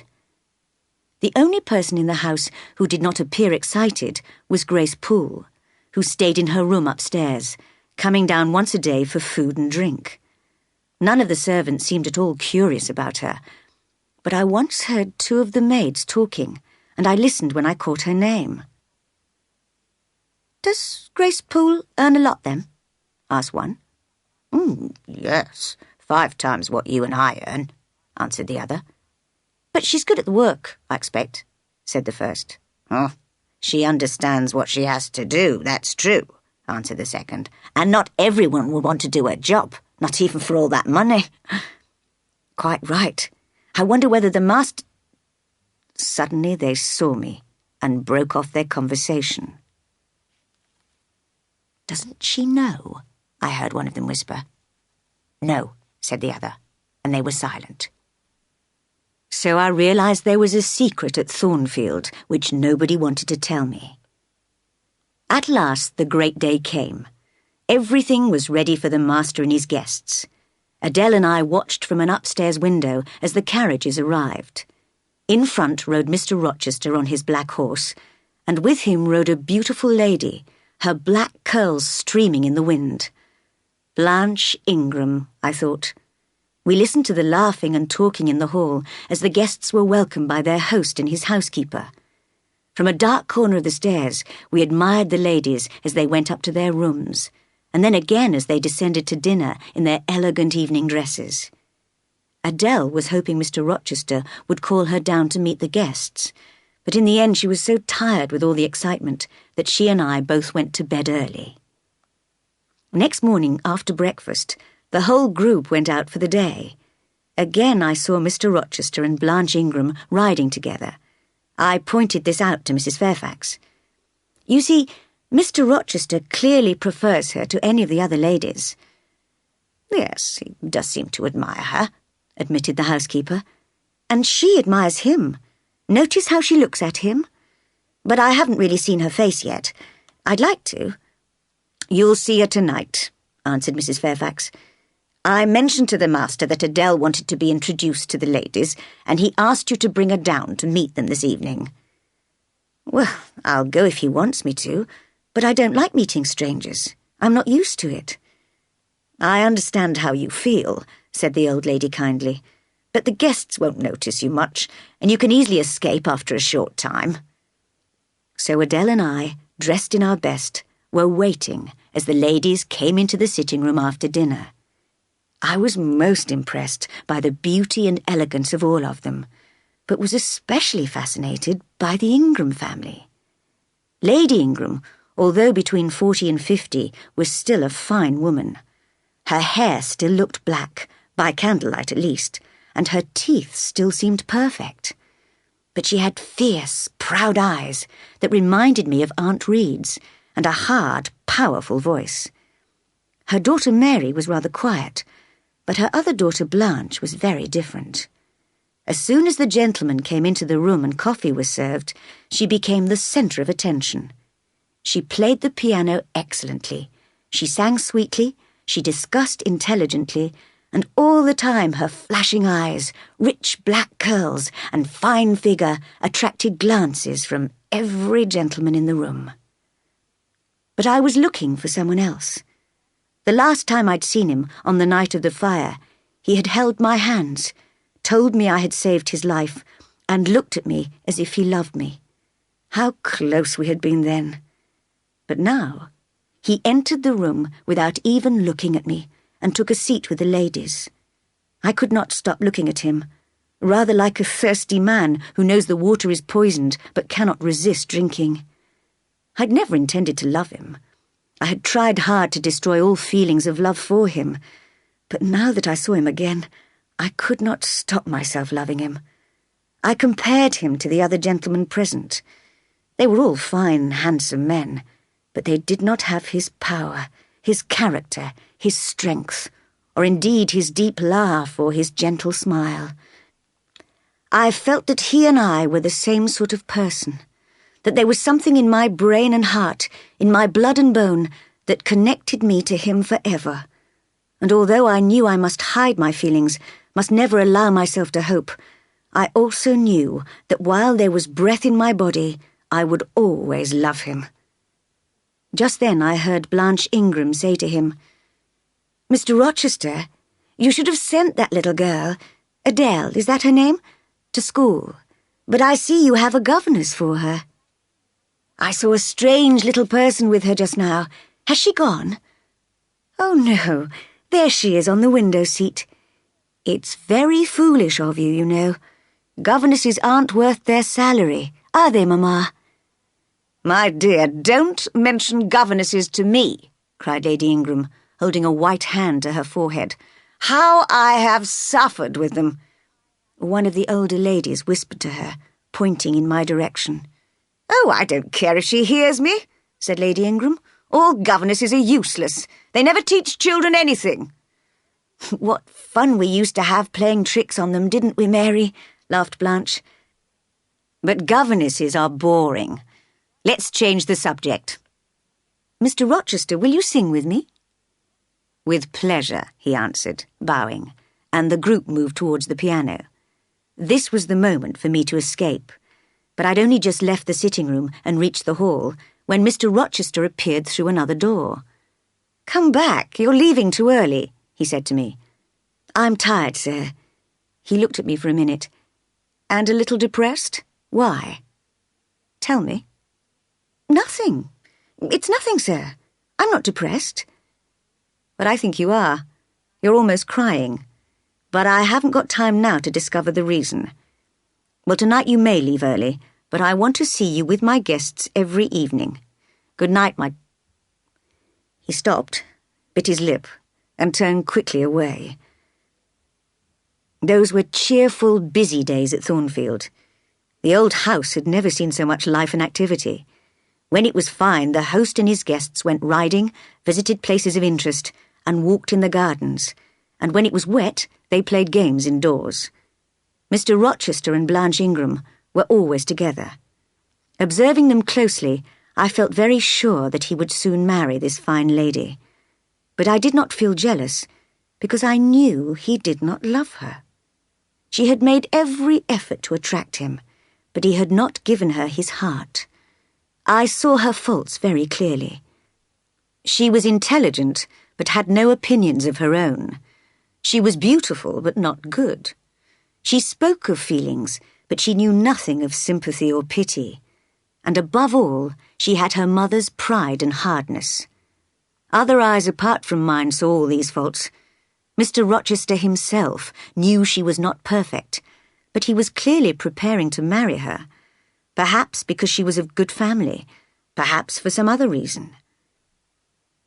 One day when Mr. Rochester was out alone on business, a stranger arrived in a carriage and introduced himself as an old friend of the master's. His name was Mason, and he had just returned from the West Indies, where Mr. Rochester had once lived. Chapter 12. The Gypsy Woman. No sooner had Mr. Mason joined the group of guests than a servant entered to announce the arrival of an old gypsy woman who was supposed to be a skilled fortune-teller. The ladies were very excited and decided to ask her to tell their fortunes. Miss Ingram, as usual, was first and spent 15 minutes alone with the old woman in the library. She came back looking cross. "It's just childish nonsense. How can you all believe in that sort of thing?" she said, picking up a book and pretending to read it. But as she frowned more and more and did not turn a page, I assumed that the gypsy's words were more important to her than she wanted us to think. Next, 3 young ladies went in together and came back full of praise for the gypsy's skill. "She's old and dirty and ugly," they cried, shocked, "but she knows everything about us, everything." While the gentlemen were calming them down, the servant entered the room again. "Excuse me, miss," he said to me. "The gypsy says there's another young single lady in the room. She refuses to leave the house until she's seen all the young ladies. It must be you." "Oh, I'll go," I said gladly. I was curious to see the gypsy. She was sitting in an armchair in the library, murmuring words over a little black book. Her large black hat covered most of her face, but when she lifted her head, I saw her dark eyes. "So, you want me to tell your fortune?" she asked. "Well, I must warn you, I don't believe in your skill." "I expected that. Why don't you tremble?" "I'm not cold." "Why don't you turn pale?" "I'm not ill." "Why don't you ask me to tell your fortune?" "I'm not a fool." The old woman laughed and started smoking a short black pipe. "I can prove that you're cold and ill and a fool," she said. "Listen, you're cold because you're alone. You're ill because you lack love. And you're a fool because love is near you and you won't take one step to reach it." "That's true of many people," I said, interested. "Yes, but especially true of you. I can see that happiness is waiting for you if you really want it. Tell me, in that room of fine people, isn't there one face you look at? One person you're interested in?" "I hardly know the ladies and gentlemen here," I answered. "Well, you surely know the master of the house. What do you think of his relationship with his guests, and with one particular guest?" asked the gypsy, smiling wickedly. "They're all very friendly with each other," I replied cautiously. The gypsy seemed to know a lot about Thornfield. "Friendly? I'd say more than that. In fact, I'd go so far as to mention the name of Blanche Ingram and the word marriage. They will obviously be an extremely happy couple, although I told Miss Ingram something about the Rochester property which made her look quite depressed. If a wealthier gentleman comes along, Mr. Rochester might lose his beautiful bride." "But I came to hear about my future, not Mr. Rochester's." "It depends on whether you're going to stretch out your hand for happiness. Let me look at your face. Your eyes and your mouth show me that feelings are important to you. But your forehead shows me that common sense is your main guide in life. You will never do anything wrong or shameful. Well, I respect that. I don't want sacrifice or sorrow in my life. I want... But that will do. I'd like to stay here looking at you forever, but I must stop acting now." Was I dreaming? What was happening? The old woman's voice had changed and become as familiar to me as my own. "Well, Jane, do you know me?" asked the familiar voice, and struggling with the old clothes, Mr. Rochester stepped out of his disguise. "Sir, you've been talking nonsense to make me talk nonsense. It's hardly fair." "Do you forgive me, Jane?"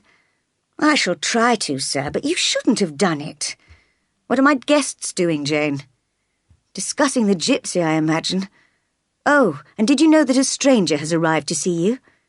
A stranger? I wasn't expecting anyone. Who can it be? His name's Mason, sir, and he comes from the West Indies.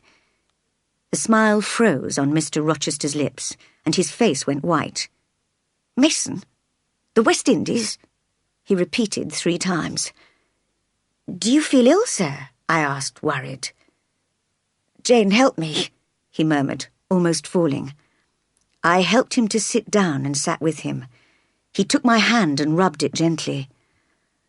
I wish I were on an island with you and nobody else, with no trouble or danger or terrible memories to make me suffer. How can I help you, sir? I'd give my life to help you. Jane, if I need help, I'll ask you, I promise. Get me a glass of wine now. I fetched one from the dining room and gave it to him. He looked less pale, but very stern. Jane, if all those fine guests of mine came and spat at me, what would you do? He asked. Turn them out of the house, sir, if I could. But if they only looked at me coldly and whispered behind their hands about me, and then left me one by one, I'd stay with you, sir, to comfort you. And if the whole world disapproved of me, would you still stay with me? If you deserved my friendship, as I'm sure you do, I wouldn't care about other people's disapproval. Thank you, Jane. Now go and ask Mr. Mason to come and see me. So I did, and leaving the 2 men in the library, went to bed. Much later I heard him showing Mr. Mason to his bedroom, and was glad that Mr. Rochester sounded so cheerful. Chapter 13. The Stranger is Attacked. I was woken by the full moon shining in on me, as I had forgotten to draw my curtains. Suddenly, a wild, terrible cry broke the silence, echoing throughout the house. My heart missed a beat. What could it mean? It came from the top floor. Then I heard the sounds of a desperate struggle just above my room.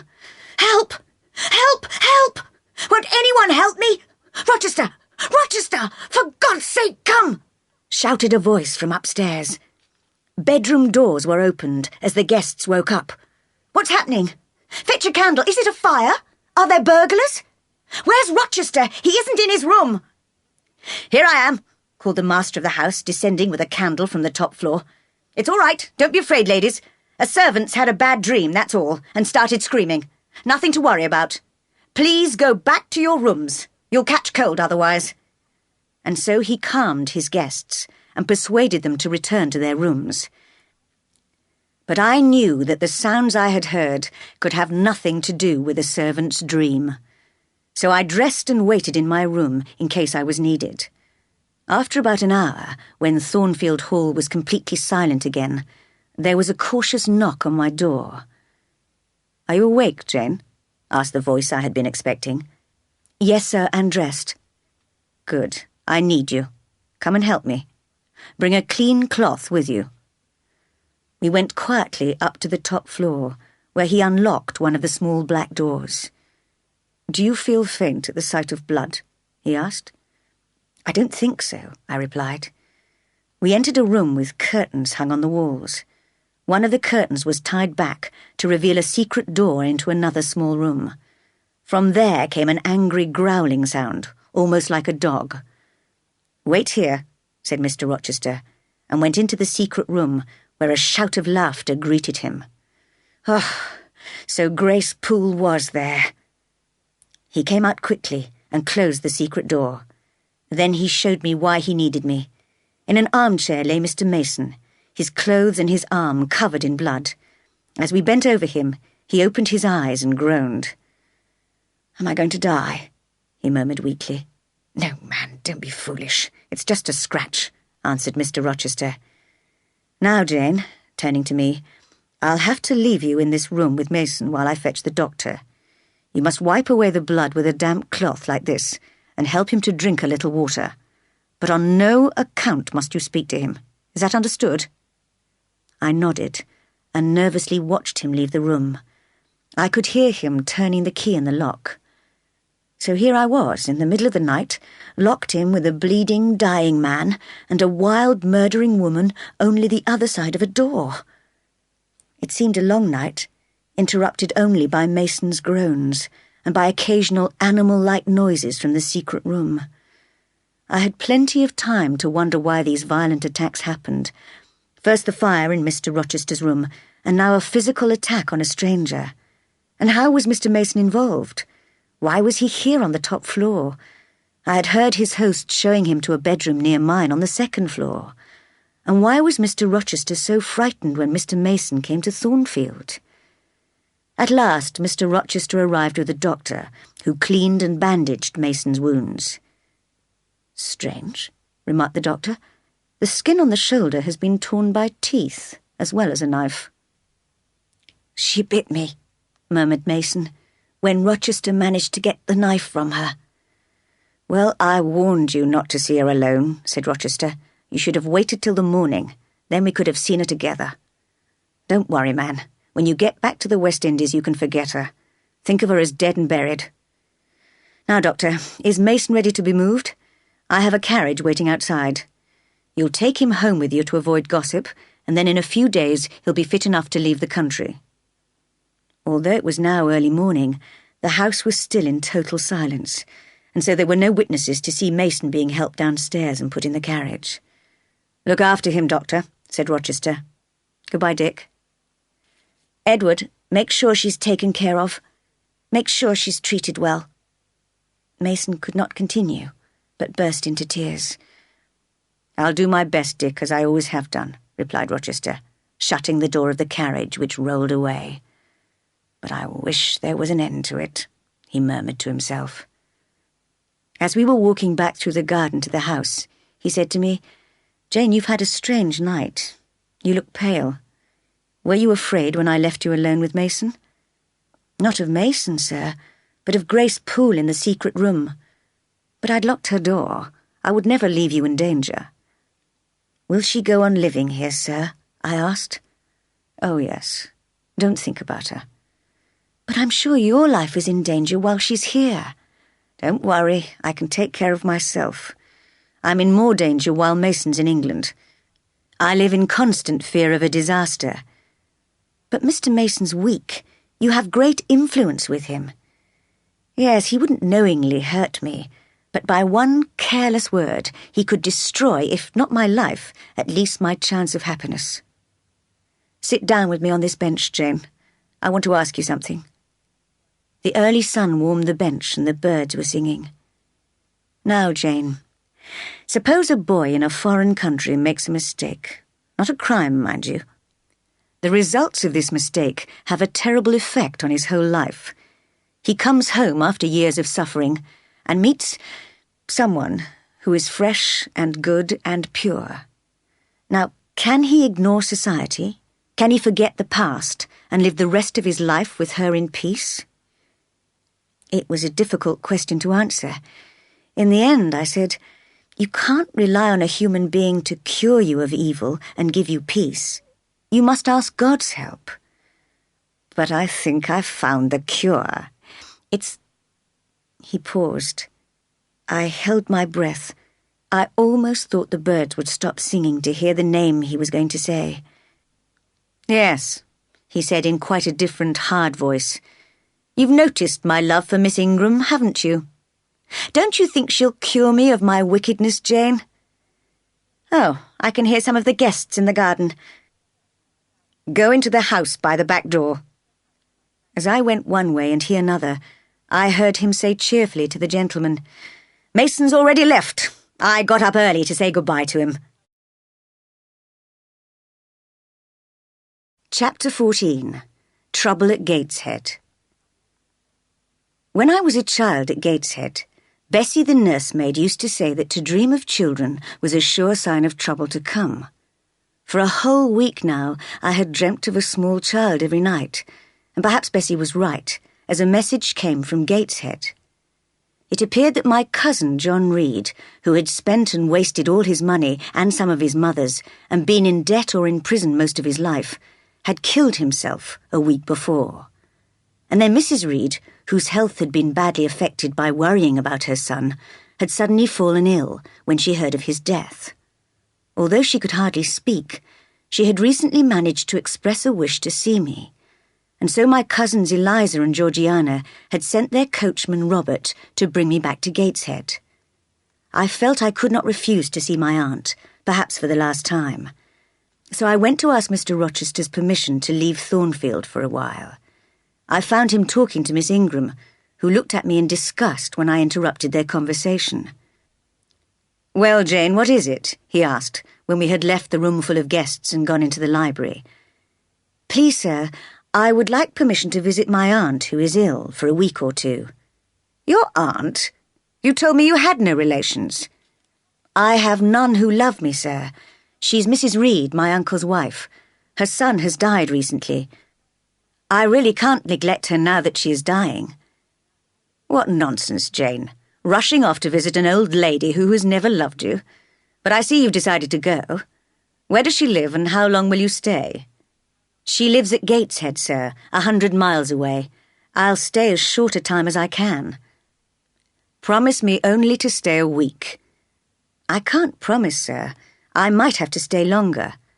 "And you certainly can't travel 100 miles alone." "They've sent the coachman for me, sir. I'll leave tomorrow." Mr. Rochester thought for a while. "Well, you'll need some money. I haven't paid you any salary yet. How much have you in the world, Jane?" he asked, smiling. I showed him my tiny purse. He took it and laughed as he counted the few coins. Then he took out his wallet. "Here is £50, he said, offering me a note. "But you only owe me £15, sir," I cried. "On second thoughts, give me that back. If you had £50, perhaps you would stay away for 3 months. Here is £10. Is that enough?" "Now you owe me £5, sir," I pointed out. "You'll have to come back for it then," he said, laughing. "There's something else, sir. You've told me you're going to marry soon. In that case, Adele should go to boarding school." To get her out of my lovely bride's way? A very sensible suggestion. But what about you? "I must find another job somewhere. I'll advertise." "Don't you dare," he growled. "Promise me, Jane, not to look for another job. I'll take care of that." "I'll promise, sir, if you promise that Adele and I will be out of your house before your bride enters it." "Very well. And now we must say goodbye." "Goodbye, Mr. Rochester." I set out early the next morning and travelled all day. As I approached Gateshead Hall, I realised it was 9 years since I had left it. In that time I had made some friends, gained much self-confidence, and finally lost my hatred of the Reeds. I was delighted to see my old friend Bessie again. She had married Robert the coachman and was very busy with her 3 young children. The house itself had not changed at all, but my cousins certainly had. Eliza was now very tall and thin, with a rather sour face, dressed in very plain clothes, and with a cross hanging round her neck. Georgiana, on the other hand, was still pretty but very fat, and wore extremely fashionable clothes. They did not seem pleased to see me. In fact, they more or less ignored me, but I hardly noticed their rudeness. I told the housekeeper that I would be staying for several days, and then went straight to my aunt's room. I remembered it well from my childhood. I had often been called there to be punished. Bending over her bed, I kissed her. "How are you, dear aunt?" I asked. I had sworn never to call her aunt again, but I did not regret breaking that promise to myself. I held her hand. "Are you Jane Eyre?" she asked. Her face, although deathly pale, was as stern as ever, and she removed her hand from mine. "That child was more trouble to me than anyone would believe. I was glad to send her to Lowood. And John, poor John, he needs so much money. Where can I get more money from? What will happen?" She seemed very confused and excited, so I left her to sleep. Her illness got worse in the next few days. I spent some time every day looking after her, and the rest of the time with my cousins, listening to their plans for the future. Eliza was planning to join a religious community after her mother's death, but Georgiana was hoping to stay in London with relations, to see the new fashions and go to all the parties. It was quite clear they had no real feeling for their mother and were almost looking forward to her death. One dark, stormy night, I visited the dying woman. She lay there asleep in her room, neglected by her daughters and servants. As I looked out of the window into the black emptiness, I wondered about the great mystery of death and thought of Helen Burns, who was so sure her spirit would go to heaven. Would my aunt's spirit go there too? "Who are you?" I heard the sick woman murmuring. "I wanted to see Jane Eyre. I must tell her something." "I am Jane Eyre, Aunt," I told her gently. "I know I'm very ill," she said weakly. "Before I die, I must confess what I've done wrong. First, I broke my promise to my husband about you. And second—" She broke off. "After all, perhaps I don't need to tell her," she said to herself. And then, "No, it's no good. I know I'm dying. I must tell her, and quickly.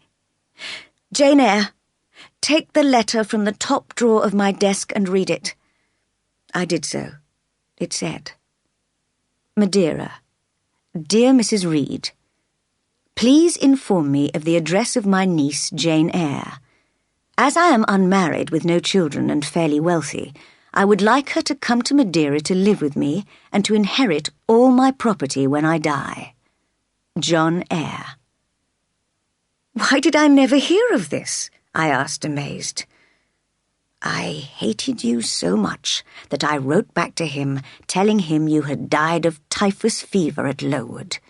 That was my revenge on you for causing me so much trouble," she cried angrily. "Dear Aunt," I said, "don't think about that any more. I was only a child. It's not surprising I was a nuisance."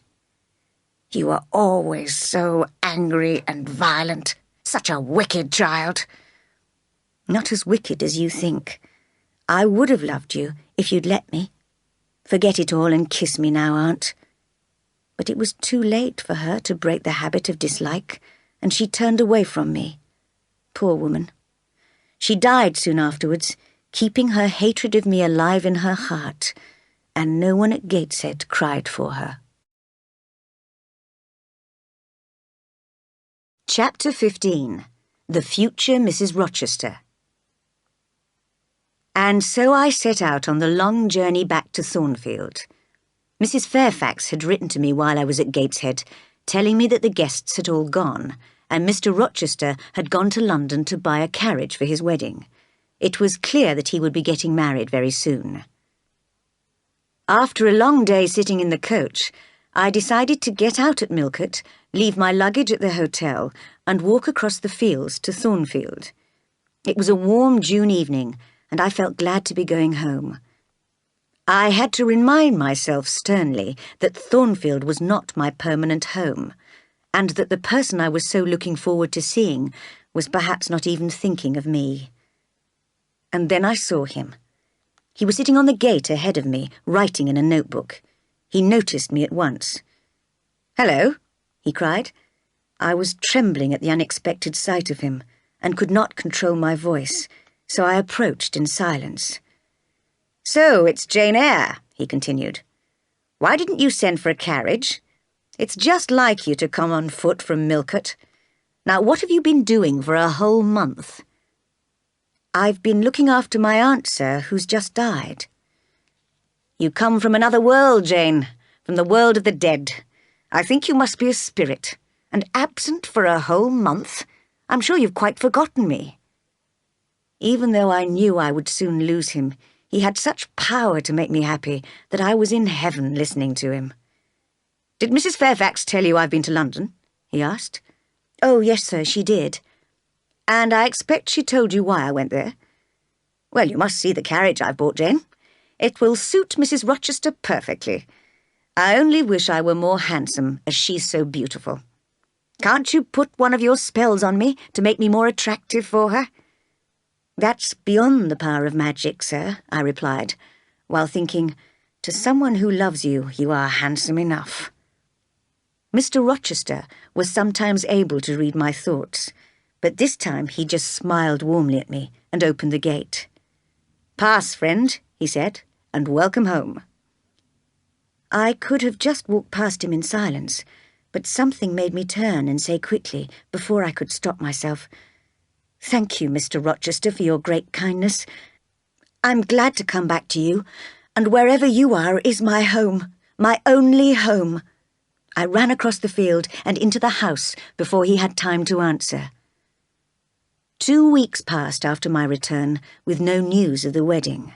There were no preparations at Thornfield, and no visits to the Ingram family, who lived only a few miles away. I almost began to hope. It was the middle of summer, and every day the sun shone on the green fields, the white baked roads, and the cool dark woods. One evening, after Adele had gone to sleep, I went into the garden. I discovered a quiet place where I thought nobody would find me, but then I noticed Mr. Rochester had come into the garden too. Hoping to escape back to the house, I crept quietly behind him while he was bending over to admire an insect, but— "Jane," he said suddenly, "come and look at this beautiful insect." "Oh, now he's flown away. No, don't go back to the house, Jane, on such a lovely night. Come and walk with me." I could not find a reason for leaving him, so I accompanied him in silence. "Jane," he began, "you like Thornfield, don't you? And you even like little Adele and old Mrs. Fairfax, don't you?" "I do, sir. I really don't want to leave them." "What a pity," he sighed. "That's what happens in life. No sooner have you got used to a place than you have to move on." "Do I have to move on, sir? Leave Thornfield?" "I'm afraid you must, Jane." "Then you are going to be married, sir?" "Exactly, Jane. And as you have pointed out, when I take the lovely Miss Ingram as my bride, you and Adele must leave the house, so I'm looking for a new job for you." "I'm sorry to cause you trouble," I said miserably. "No trouble at all. In fact, I've already heard of a very good job which would be just right for you, teaching the 5 daughters of an Irish family. You'll like Ireland, I think. They're such friendly people," he said cheerfully. "It's such a long way away, sir." I was fighting to keep my tears back. There was an icy coldness in my heart. "Away from what, Jane?" "From England and from Thornfield and— well, from you, sir." I could not stop myself and burst into tears immediately. "It certainly is very far away," he said calmly. "Let's sit on this bench, Jane, like old friends saying goodbye. You know, I sometimes feel as if you and I were connected by a string tying our 2 hearts together. And if you went to Ireland, I think that string might break and I might bleed to death." I wish I'd never been born," I cried. "I wish I'd never come to Thornfield." No longer able to control my feelings, I poured out what was in my heart. "I can't bear to leave. Because here I've been treated kindly, and because I've met you, Mr. Rochester, and I can't bear never to see you again. Now I have to leave. I feel as if I'm dying." "Why do you have to leave?" he asked innocently. "Why?" I repeated amazed. "Because you're marrying Miss Ingram. She's your bride." "My bride? I have no bride," he answered. "But I will have one, and you must stay." "I can't stay," I cried furiously. "Do you think I can watch another woman become your bride? Do you think I'm a machine without feelings? Do you think, because I'm small and poor and plain, that I have no soul and no heart? Well, you're wrong. I have as much soul and heart as you.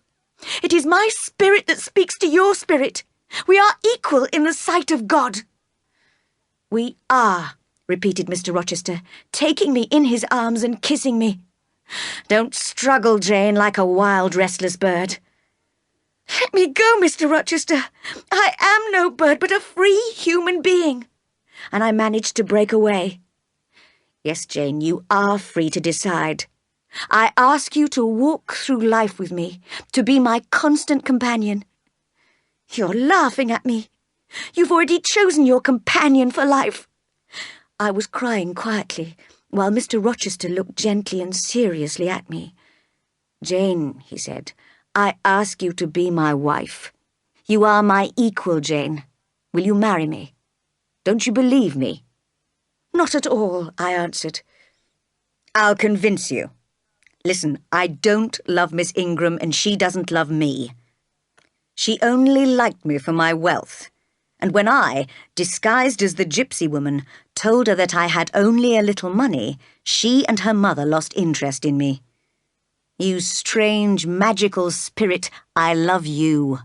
You small and poor and plain. I ask you to marry me."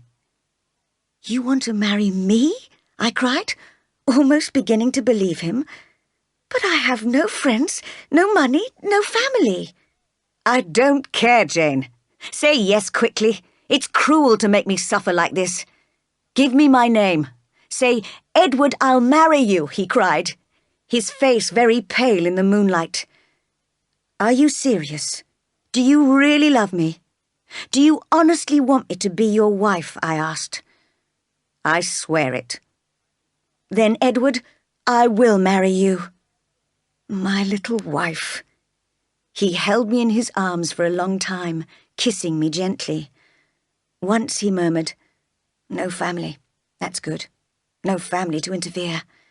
And then, "I don't care what people think." And again, "Are you happy, Jane?" I thought of nothing except the great happiness of being with him forever. But while we were talking, the weather had changed. A strong wind was now blowing, and there was a loud crack of thunder. Suddenly rain poured down, and although we hurried back to the house, we were quite wet when we arrived in the hall. We did not notice Mrs. Fairfax standing in the shadows. "Good night, my darling," he said, kissing me repeatedly. As I ran upstairs, I caught sight of the old lady's shocked face. Tomorrow I'll explain to her, I thought. Just then I was too happy to think about anything except our bright future. Outside, the storm continued furiously all night, and in the morning we discovered that the great tree at the bottom of the garden, which had stood for hundreds of years, had been hit by lightning and torn in half.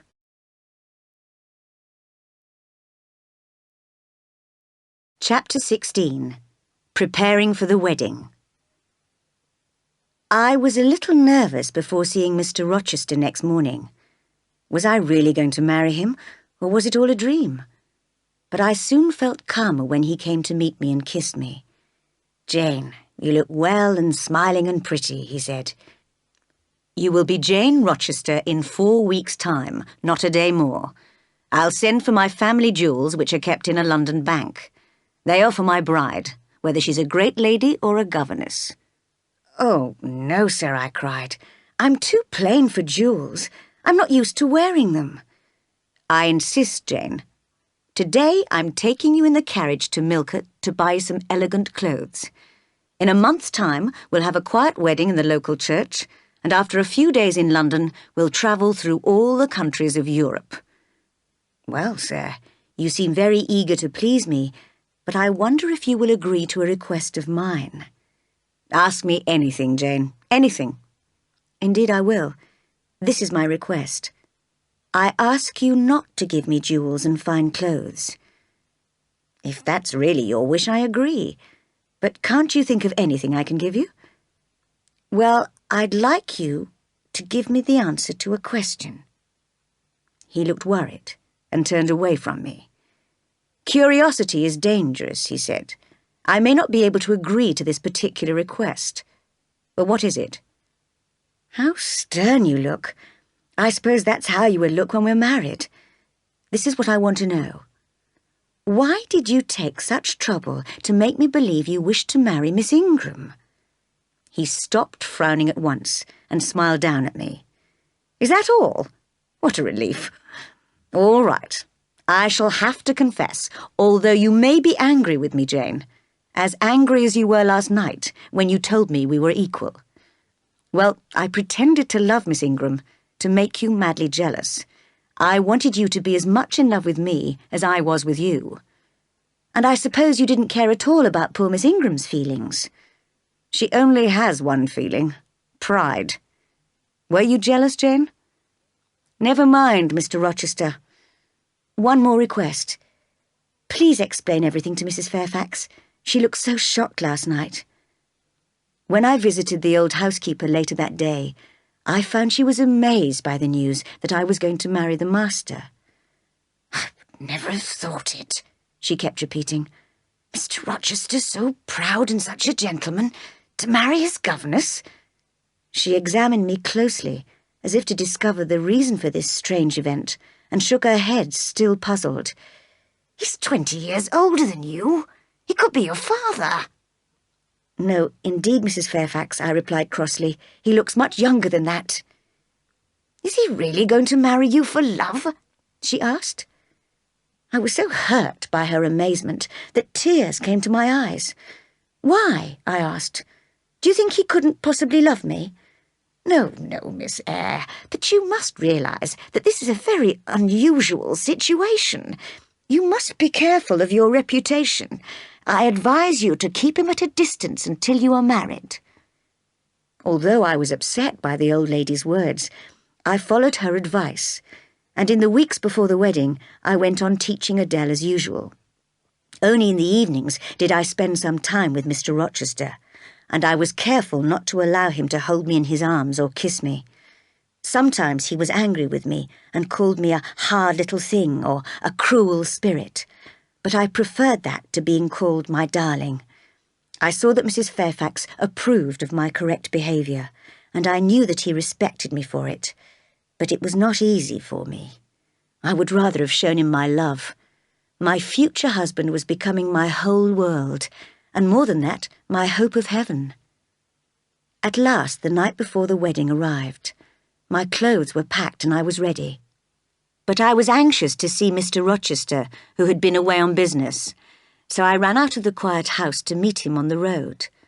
A wild, stormy wind was blowing, and in the garden I passed the wreck of the great tree.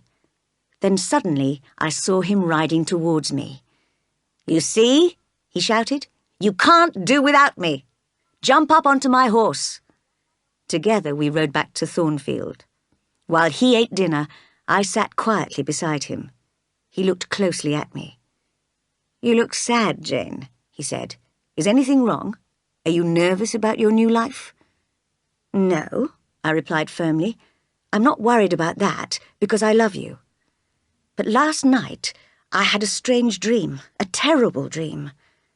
It was dark and windy outside, and before I went to sleep, I could hear a dog growling in the distance. In my dream, I was carrying a small child in my arms down a long road. I was trying to catch up with you, but I couldn't."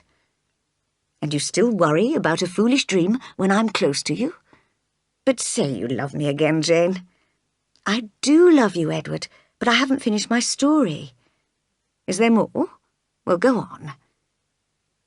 "I dreamed that Thornfield was totally destroyed, just a heap of stones. I was still carrying the child, but now I could see you riding away into the distance. I knew you would never come back. Then I woke up." "That's all then, Jane? Nothing to worry about?" "No, wait. There was candlelight in my room, and a strange shape examining the wedding dress hanging in my cupboard. My blood ran cold. It wasn't Mrs. Fairfax or any of the servants. It wasn't even Grace Poole. It was a horrible sight." "Describe the shape, Jane."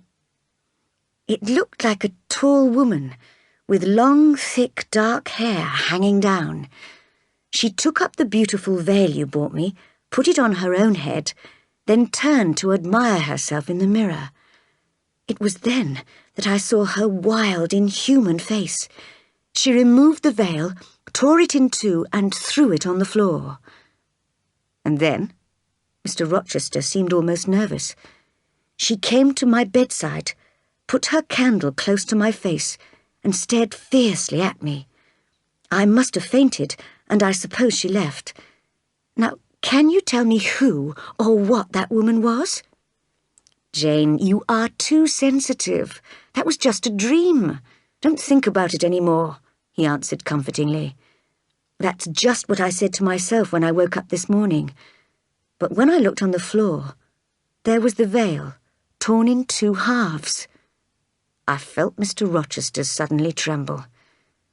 "To think what might have happened," he cried, throwing his arms around me. "Thank God it was only the veil." After a few moments, he said calmly, "Now, Jane, be sensible. That woman must have been Grace Poole. There is no other explanation." "Perhaps you're right," I admitted slowly. "One day I'll explain to you why I keep her in my house. But tonight, go and sleep in Adele's room. You'll be quite safe there. Just dream about our future." Chapter 17. The Wedding Day. We had no friends or family to accompany us to the church. I had not told my Reed cousins about our wedding, but I had written to my uncle, John Eyre, in Madeira. Mr. Rochester was in such a hurry that he only allowed me a short time to put on my wedding dress and veil. "Jane, you look lovely," he said, "but you can only have 10 minutes for breakfast." We almost ran up the road to the church, his strong hand holding mine. His dark face looked stern, and he did not speak. I did not notice the weather or my surroundings at all. I only wanted to know why he looked so fierce. Suddenly, he noticed how pale I was, and stopped for a moment to let me get my breath back. Then we walked more slowly into the church. The priest and the clerk were waiting for us. There was nobody else except 2 strangers who were standing at the back of the church. The ceremony began, and soon I heard the priest come to the point in the wedding where he had to ask, "Is there any reason why these 2 people should not be married?" The priest paused for a second, as was the custom, but before he could continue, a voice from the back of the church said clearly, "There is a reason." The priest looked up from his book and stood silent.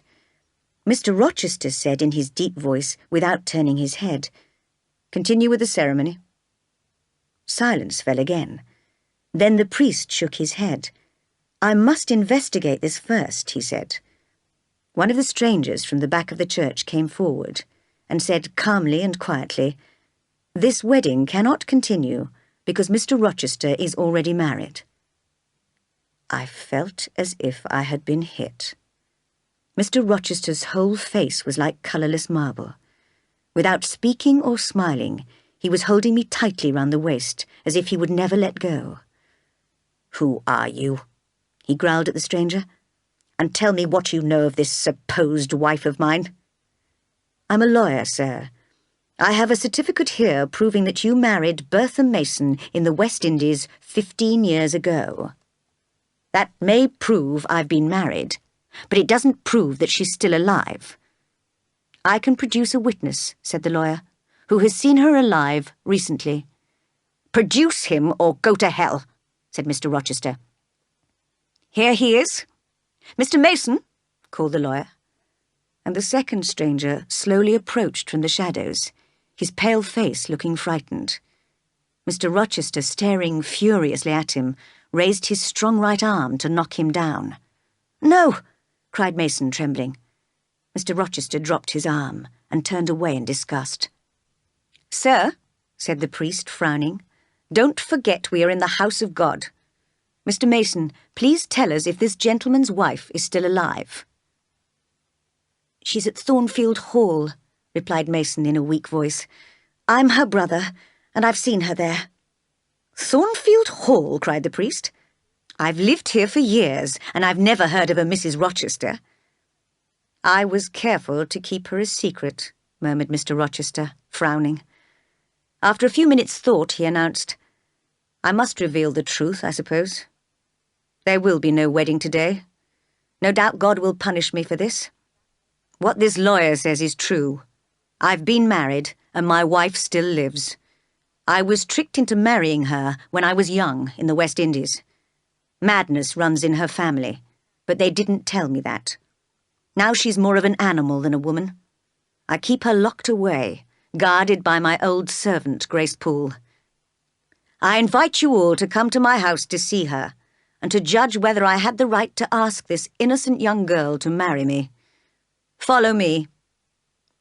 Still holding me firmly, he left the church, followed by the others. At the door of Thornfield Hall, Mrs. Fairfax, Adele, and the servants rushed forward, smiling, to congratulate us. "Too late," cried the master, waving them away. "Your congratulations are 15 years too late." We all went up to the top floor and entered the room where Mason had been attacked. Mr. Rochester lifted the curtain, opened the secret door, and showed us the little room. Grace Poole was making soup over a fire, and behind her a shape crawled on the floor. It was hard to say whether it was animal or human. It growled like a wild animal, but it wore clothes and had long, thick, dark hair. "How are you, Mrs. Poole?" asked the master. "And how is your patient today?" "Not bad, sir," answered Grace. "But be careful. She'll try and bite you if she sees you, sir." Just then the shape turned, and with a fierce cry attacked Mr. Rochester violently. I recognised her dark, ugly face. They struggled for a moment, and then he held her down, and with Mrs. Poole's help tied her to a chair. He turned to the others with a bitter smile. "You see, gentlemen, this is my wife. This is the partner I have to live with forever. And instead, I wish to have this," laying his hand on my shoulder. "This young girl. Can you honestly blame me? Compare the two and then judge me." We all left the room silently. As we went downstairs, the lawyer said to me, "I know you weren't aware of this, Miss Eyre. Nobody will blame you. And Mr. Mason will tell your uncle so when he goes back to Madeira." "My uncle? Do you know him?" I asked, surprised. "I'm his lawyer. Mr. Mason and he have often done business together. On his way back to the West Indies, Mr. Mason stopped in Madeira and stayed with Mr. Eyre, who mentioned that his niece was going to marry a Mr. Rochester." "Yes, I wrote to tell him I was getting married," I said. "Well, when Mr. Mason explained that Mr. Rochester was already married, your uncle sent him straight back to England to prevent you from marrying and making a terrible mistake. I'm afraid your uncle is very ill and will probably die soon, so I think you had better stay in England until you receive further news of him." After the gentleman had left, I entered my room and locked the door. Slowly I took off my wedding dress and veil. I was weak and exhausted, and only just beginning to realize what had happened. Could I ever again trust the being I had turned into a sort of god? I would not think of him as evil, but he could not have felt real love for me. How foolish I had been to believe him and love him so much. My hopes were all dead, and my future was empty. I lay on my bed, faint and wishing for death, while darkness swam around me. Chapter 18. Mr. Rochester's Explanation. Sometime in the afternoon I recovered a little, but I felt faint as I stood up and realized I had not eaten anything all day. So I opened my bedroom door and almost fell over Mr. Rochester, who was sitting in a chair just outside. "I've been waiting for you all this time, Jane," he said, "and I haven't heard you scream or shout or cry. Aren't you angry with me? I never meant to hurt you. Will you ever forgive me?" He sounded so sincere that I forgave him at once in my heart. "Scold me, Jane. Tell me how wicked I am," he said. "Sir, I can't. I feel tired and weak. I want some water." He took me in his arms and carried me downstairs to the library, where he put me in front of the fire and gave me a glass of wine. I began to feel better. He bent to kiss me, but I turned my face determinedly away. "What?" he cried. "You refuse to kiss me? Because I'm Bertha Mason's husband? Is that it?" "Yes, sir." "I know you very well, Jane. I know how firm you are when you've decided something. You're planning to destroy my hope of happiness. You intend to be a stranger to me from now on. And if I'm friendly towards you in future, you'll remind yourself. That man nearly made me his mistress. I must be ice cold to him. And ice cold is what you'll be." "It's true, sir," I said, trying to stop my voice from trembling, "that everything around me has changed. So I must change too. Adele must have a new governess. Oh, Adele will go to boarding school. I've already decided that. And you and I will both leave this house, this narrow stone hell, this house of living death. We can never be happy here, under the same roof as that woman. Oh, I hate her. You shouldn't hate her, sir, I said. It's not her fault she's mad, poor thing. Jane, my darling, it's not because she's mad that I hate her. If you were mad, I wouldn't hate you. I'd look after you lovingly. But why talk of madness? We are all ready to travel. Everything is packed. Tomorrow we'll leave. I have a place to go to, where nobody will find us or talk about us. And take Adele with you, sir. She'll be a companion for you, I interrupted. I knew I had to tell him soon. Adele? What do you mean, Jane? She's going to school. I don't want her, I want you with me. Do you understand? I did, but I slowly shook my head. He was becoming angry and was staring fiercely at me. He looked as if he was about to lose control. I was not at all afraid, because I knew I still had the power to calm him. So I took his hand and stroked it, saying, "Sit down, sir. I'll talk or listen to you as long as you like." I had been struggling with tears for some time, and now I let them flow freely. It was a great relief. "Don't cry, Jane. Please be calm," he begged. "How can I be calm when you're so angry?" "I'm not angry, but I love you so much, and your pale little face looks so stern and decided." He tried to put his arm around me, but I would not let him. "Jane," he said sadly, "you don't love me then." "I do love you," I answered, "more than ever. But this is the last time I can say it. There is only one thing for me to do, but you'll be furious if I mention it." "Oh, mention it. If I'm angry, you can always burst into tears," he said with a half-smile. "Mr. Rochester, I must leave you. I must start a new life among strangers." "Of course. I told you we would leave. I'll ignore that nonsense about you leaving me. You'll be Mrs. Rochester, and I'll be your husband until I die. We live happily and innocently together in a little white house I have in the south of France. Jane, don't shake your head or I'll get angry." "Sir, your wife is alive," I dared to say, although he was looking aggressively at me. "And if I lived with you like that, I'd be your mistress." "I'm a fool," he said suddenly. "I haven't told you the whole story. Oh, I'm sure you'll agree when you know everything. Listen, Jane, you know that my father loved money very much." "I heard someone say that, yes, sir." "Well, he hated the idea of dividing the family property, so he left it all to my elder brother. But that meant I would be poor unless I married a rich wife. So he decided I should marry Bertha Mason, the daughter of his wealthy friend, Jonas Mason. I was young and easily impressed, so when I saw her in the West Indies, beautiful and elegantly dressed, I thought I loved her. What a fool I was then. After the wedding, I learned that my bride's mother and younger brother were both mad. Dick Mason will probably be in the same state one day. My father knew all this, but did not tell me. I soon found that Bertha and I had nothing in common. Not only was she coarse and stupid, her madness also made her violent. I lived with her for 4 years. By now my father and brother were dead, so I was rich, but I considered myself poor because I was tied to a mad wife until death." "I pity you, sir. I do pity you." "Pity, Jane, is an insult from some people, but from you I accept it as the mother of love.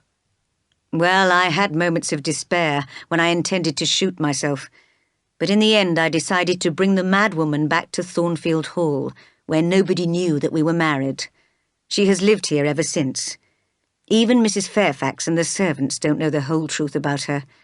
But although I pay Grace Poole well and trust her absolutely, she sometimes drinks too much and allows the creature to escape. Twice she's got out of her room at night, as you know. The first time she nearly burnt me in my bed, and the second time she visited you, and must have been reminded of her own wedding day by seeing your wedding dress. And what did you do, sir, when you had brought her here? I travelled all over Europe, Jane. I was looking for a good and intelligent woman to love. But you couldn't marry, sir, I interrupted. I believed I could. I thought I might find some reasonable woman who would understand my case and accept me. Well, sir, did you? Not in Europe, Jane, where I spent 10 long years looking for an ideal. I tried taking mistresses like Celine, the French dancer, but finally, bitter and disappointed with my wasted life, I returned to Thornfield on a frosty winter afternoon. And when my horse slipped and fell on the ice, a little figure appeared and insisted on helping me. In the weeks that followed, I began to depend on that bird-like little figure for my happiness and new interest in life.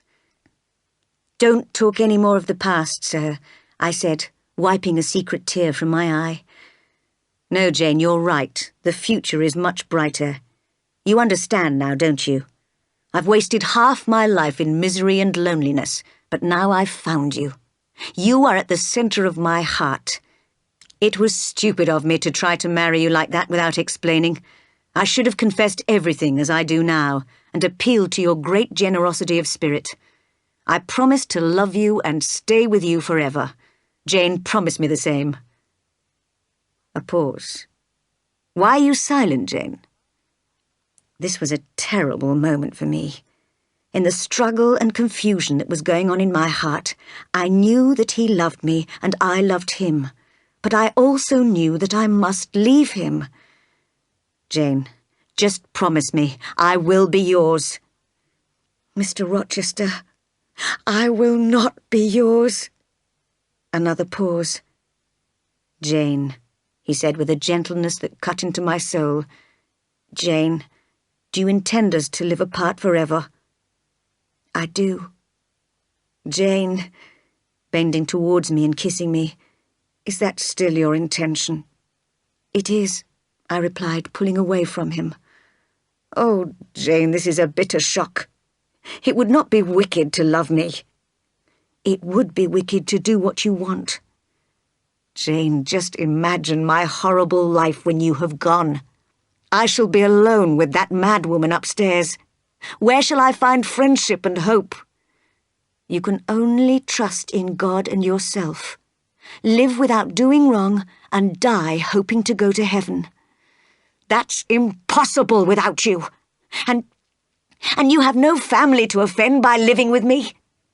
He was beginning to sound desperate. I knew that what he said was true. However, in my heart, I also knew I was right to leave. He seemed to read my thoughts. Rushing furiously across the room, he seized me violently and stared fiercely into my eyes. He could have broken me in two with one hand, but he could not break my spirit. Small and weak as I was, I stared firmly back at him.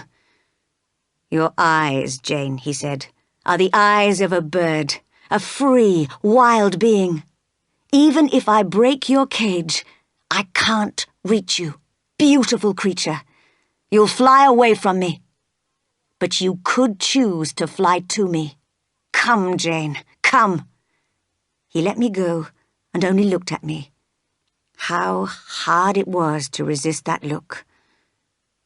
I'm going, I said. Does my deep love mean nothing to you?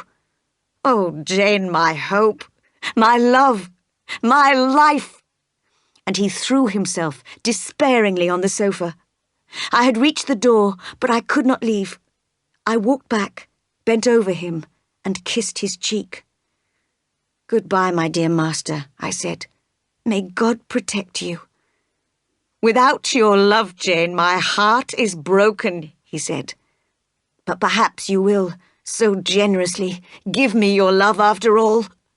He jumped up with hope in his eyes, holding out his arms to me, but I turned and ran out of the room. That night, I only slept a little, dreaming of the Red Room at Gateshead. The moonlight shone into my bedroom as it did then, and I saw a vision on the ceiling, a white figure looking down on me. It seemed to whisper to my spirit, "Daughter, leave now before you are tempted to stay." "Mother, I will," I answered. And when I woke up, although it was still dark outside, I wrapped up some spare clothes in a parcel and put a little money in a purse. As I crept downstairs, I could hear Mr. Rochester in his room, walking up and down and sighing. I could find heaven in this room if I wanted. I just had to enter and say, "I will love you and live with you through life until death." My hand moved towards the handle, but I stopped myself and went miserably downstairs and out of the house. Setting out on the road, I could not help thinking of Mr. Rochester's despair when he found himself abandoned. I hated myself for wounding him, and for perhaps driving him to a life of wickedness or even death. I wanted desperately to be with him, to comfort him, but somehow I made myself keep walking, and when a coach passed, I arranged to travel on it as far as my money would pay for. Inside the coach, I cried the bitterest tears of my life. Part 4. A Woman at Moor House. Chapter 19. Finding Shelter. I was put down at Whitcross, a crossroads on the moor, after travelling for 2 days in the coach. As it rolled away, I realised I had left my parcel inside and given the coachman all the coins in my purse. I was alone on the open moor, with no money or possessions. Lonely white roads stretched across the great wide moors as far as the hills. I was glad to see there were no towns here, because I did not want people to question me or pity me. So I walked across the moor until I found a dry place to sleep, in the shelter of a small hill. Luckily it was a warm night with no rain. The next day was hot and sunny, but I needed food and water, so I could not stay on the moor. Taking one of the white roads, I eventually found a small village. I needed all my courage to knock on some of the doors, asking if there was any paid work I could do. None of the village people could help me, and I could not bring myself to beg for food, although by now I felt weak and faint. At the baker's, I offered to exchange my leather gloves for a small cake, but the baker's wife looked at my dirty clothes and said, "I'm sorry, but how do I know you haven't stolen them?" All I ate that day was a piece of bread, which I begged from a farmer eating his supper. I spent another night on the moor, but this time the air was cold and the ground was damp. Next day, I walked from house to house again, looking in vain for work. I was now very weak from lack of food, and I began to wonder why I should struggle to stay alive when I did not want to live. It was getting dark again, and I was alone on the moor. In the distance, I could see a faint light, and I decided to try to reach it. The wind and rain beat down on me, and I fell down several times, but finally I arrived at a long, low house, standing rather isolated in the middle of the moor. Hiding near the door, I could just see into the kitchen through a small, uncurtained window. There was an elderly woman, who might be the housekeeper, mending clothes, and 2 young ladies who seemed to be learning a language with dictionaries. The kitchen looked so clean and bright, and the ladies so kind and sensible, that I dared to knock at the door. The elderly woman opened it, but she must have thought I was a thief or a beggar, because she refused to let me speak to the young ladies. The door closed firmly, shutting me out from the warmth inside. I dropped onto the wet doorstep, worn out and hopeless, prepared to die. There the young lady's brother found me when he returned home a few minutes later, and he insisted, much against the housekeeper's wishes, on bringing me into the house. They gave me bread and milk and asked my name. "Jane Elliot," I replied. I did not want anybody to know where I had come from.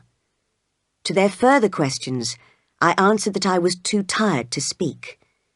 Finally, they helped me upstairs to a bedroom, and I sank gratefully into a warm, dry bed.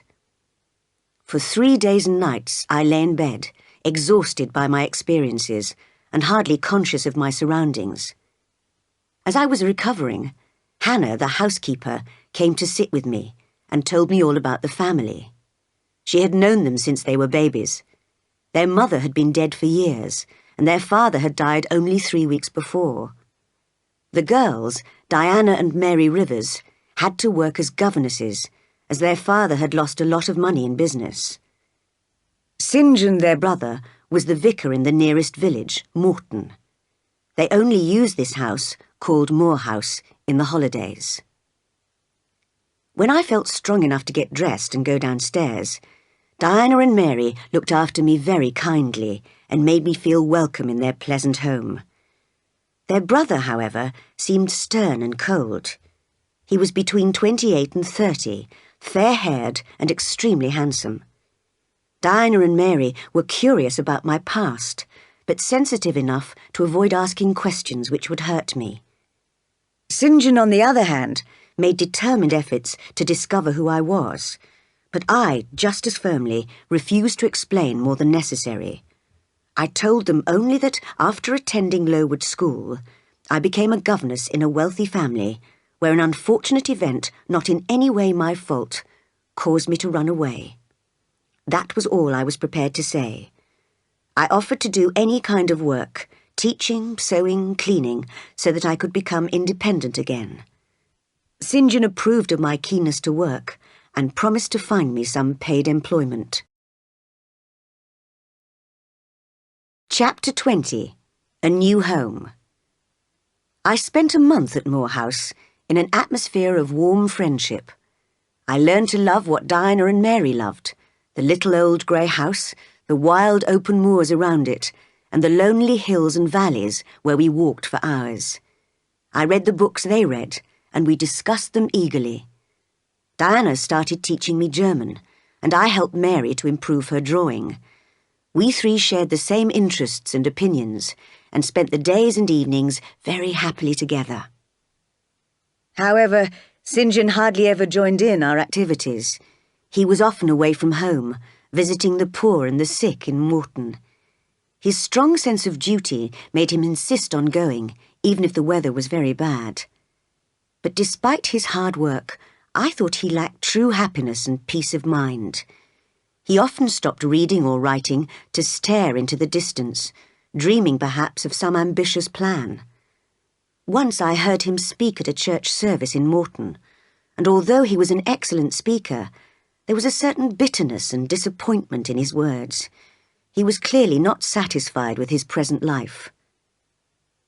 The holiday was coming to an end. Soon Diana and Mary would leave Moor House to return to the wealthy families in the south, where they were both governesses, and St. John would go back to the vicar's house in Morton, with Hannah, his housekeeper. Although his cold manner made it difficult for me to talk to him, I had to ask him whether he had found any employment for me. "I have," he answered slowly, "but remember, I'm only a poor country vicar and can't offer you a job with a high salary, so you may not wish to accept it. There's already a school for boys in Morton, and now I want to open one for girls, so I've rented a building for it with a small cottage for the schoolteacher. Miss Oliver, who lives in the area and is the only daughter of a rich factory owner, has kindly paid for the furniture. Will you be the schoolteacher? You would live in the cottage rent-free and receive £30 a year, no more." I thought about it for a moment. It was not as good as being a governess in an important family, but at least I would have no master. I would be free and independent. "Thank you, Mr. Rivers. I accept gladly," I replied. "But you do understand?" he asked, a little worried. "It will only be a village school. The girls will be poor and uneducated. You'll be teaching reading, writing, counting, sewing, that's all. There'll be no music or languages or painting." "I understand, and I'll be happy to do it," I answered. He smiled, well satisfied with me. "And I'll open the school tomorrow if you like," I added. "Very good," he agreed. Then, looking at me, he said, "But I don't think you'll stay long in the village." "Why not? I'm not ambitious, although I think you are." He looked surprised. "I know I am, but how did you discover that?" No, I think you won't be satisfied by living alone. You need people to make you happy." He said no more. Diana and Mary lost their usual cheerfulness as the moment for leaving their home and their brother came closer. "You see, Jane," Diana explained, "St. John is planning to become a missionary very soon. He feels his purpose in life is to spread the Christian religion in unexplored places where the people have never heard the word of God. So we won't see him for many years, perhaps never again. He looks quiet, Jane, but he's very determined. I know he's doing God's work, but it will break my heart to see him leave." And she broke down in tears. Mary wiped her own tears away as she said, "We've lost our father. Soon we'll lose our brother too." Just then, St. John himself entered, reading a letter. "Our Uncle John is dead," he announced. The sisters did not look shocked or sad, but seemed to be waiting for more information. St. John gave them the letter to read, and then they all looked at each other, smiling rather tiredly. "Well," said Diana, "at least we have enough money to live on. We don't really need any more." "Yes," said St. John, "but unfortunately we can imagine how different our lives might have been." He went out. There was a silence for a few minutes. Then Diana turned to me. "Jane, you must be surprised that we don't show any sadness at our uncle's death. I must explain. We've never met him. He was my mother's brother, and he and my father quarrelled years ago about a business deal. That's when my father lost most of his money. My uncle, on the other hand, made a fortune of £20,000. As he never married and had no relations apart from us and one other person, my father always hoped we would inherit Uncle John's money. But it seems this other relation has inherited his whole fortune. Of course, we shouldn't have expected anything, but Mary and I would have felt rich with only £1,000 each, and St. John would have been able to help so many more poor people." She said no more, and none of us referred to the subject again that evening. The next day, the Rivers family returned to their separate places of work, and I moved to the cottage in Morton. Chapter 21. Mr. Rivers' Sacrifice. I had 20 village girls to teach, some of them with such a strong country accent that I could hardly communicate with them. Only 3 could read, and none could write, so at the end of my first day I felt quite depressed at the thought of the hard work ahead of me. But I reminded myself that I was fortunate to have any sort of job, and that I would certainly get used to teaching these girls, who, although they were very poor, might be as good and as intelligent as children from the greatest families in England. Ever since I ran away from Thornfield, Mr. Rochester had remained in my thoughts. And now, as I stood at my cottage door that first evening, looking at the quiet fields, I allowed myself to imagine again the life I could have had with him in his little white house in the south of France. He would have loved me. Oh, yes, he would have loved me very much for a while. He did love me, I thought. Nobody will ever love me like that again. But then I told myself that I would only have been his mistress in a foreign country, and for a short time, until he grew tired of me. I should be much happier here as a schoolteacher, free and honest, in the healthy heart of England. But strangely enough, St. John Rivers found me crying as he approached the cottage. Frowning at the sight of the tears on my cheeks, he asked me, "Do you regret accepting this job, then?" "Oh, no," I replied quickly. "I'm sure I'll get used to it soon, and I'm really very grateful to have a home and work to do. After all, I had nothing a few weeks ago." "But you feel lonely, perhaps?" he asked, still puzzled. "I haven't had time to feel lonely yet." "Well, I advise you to work hard and not to look back into your past. If something which we know is wrong tempts us, then we must make every effort to avoid it, by putting our energy to better use. A year ago, I too was very miserable, because I was bored by the routine life of a country vicar, and I was tempted to change my profession. But suddenly, there was light in my darkness, and God called me to be a missionary. No profession could be greater than that. Since that moment of truth, I have been perfectly happy, making my preparations for leaving England and going abroad in the service of God. Happy, that is, except for one little human weakness, which I have sworn to overcome." His eyes shone as he spoke of his great purpose in life, and I was listening, fascinated, so neither of us heard the light footsteps approaching the cottage along the grassy path. "Good evening, Mr. Rivers," said a charming voice, as sweet as a bell. St. John jumped, as if hit between the shoulders, then turned slowly and stiffly to face the speaker.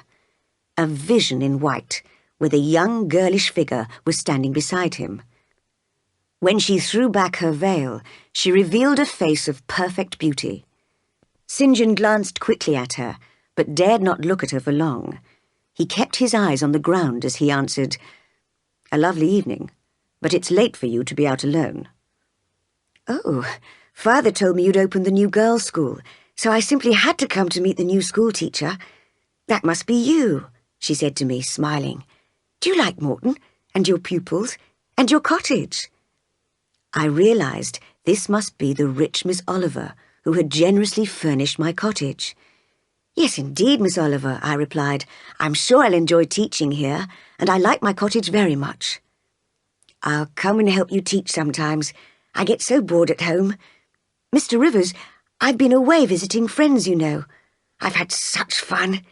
I was dancing with the officers until 2 o'clock this morning. They're all so charming." St. John's face looked sterner than usual, and his lip curled in disapproval as he lifted his handsome head and looked straight into Miss Oliver's laughing eyes. He breathed deeply, and his chest rose, as if his heart wanted to fly out of its cage, but he said nothing, and after a pause, Miss Oliver continued. "Do come and visit my father, Mr. Rivers. Why don't you ever come?" "I can't come, Miss Rosamond." It seemed clear to me that St. John had to struggle with himself to refuse this smiling invitation. "Well, if you don't want to, I must go home then. Goodbye." She held out her hand. He just touched it, his hand trembling. "Goodbye," he said in a low, hollow voice, his face as white as a sheet. They walked away in different directions. She turned back twice to look at him, but he did not turn round at all. The sight of another person's suffering and sacrifice stopped me thinking so much about my own problems. I had plenty of opportunities to observe St. John and Miss Oliver together. Every day, St. John taught one Bible lesson at the school, and Miss Oliver, who knew her power over him, always chose that particular moment to arrive at the school door in her most attractive riding dress. She used to walk past the rows of admiring pupils towards the young vicar, smiling openly at him. He just stared at her, as if he wanted to say, "I love you, and I know you love me. If I offered you my heart, I think you'd accept, but my heart is already promised as a sacrifice to God." But he never said anything, and she always turned sadly away like a disappointed child. No doubt he would have given the world to call her back, but he would not give his chance of heaven.